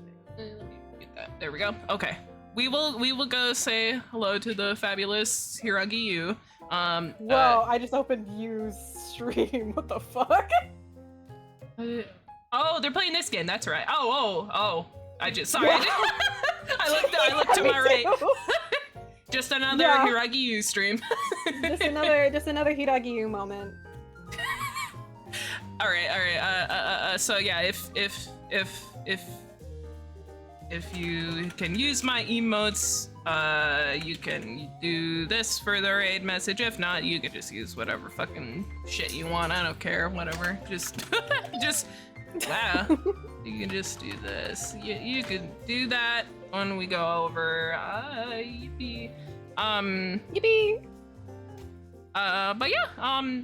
Thank you, Fan. It's been so fun. Of course. This has been so much fun. I'm so glad we got to share this with each other. Yeah, no, I loved it. This is great. Oh my god. Oh. It's been so much fun. I can't wait for the next one. Yeah, you will not be free of me. I'll prepare you some good horrors and terrors. Oh, thank God. What's your fan name? Starlights. Do you have a fan name? Yeah, Starlights. the Starlights, y'all, you can't get rid of me. You will not be getting rid of me. Oh, I'll be back, and I'll be back stronger than ever. Yes. God. All right, well, let's go say hi to you. I always forget. God, I always forget where the fucking raid button is on the side of Twitch here. same. God. Oh, it's the parachute thing. Okay, anyways, let's go say hi to you. I hope y'all have a pog time. Bye, Yeah, go for it, you. guys. Bye. Bye. Follow Finn. Please follow Finn. Oh my god. Hide my face. Okay, here, let me start this and then I'll end. Okay. Okay, Oh, okay, wait. okay. Start right. Okay. Oh. Bye, guys. Bye. Bye.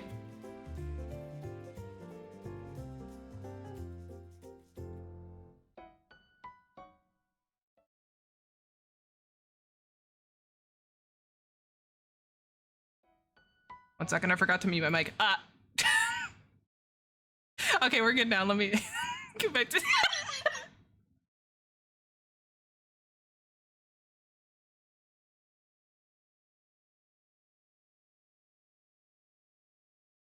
I'm so excited. Yeah. I've rated I've rated them a few times.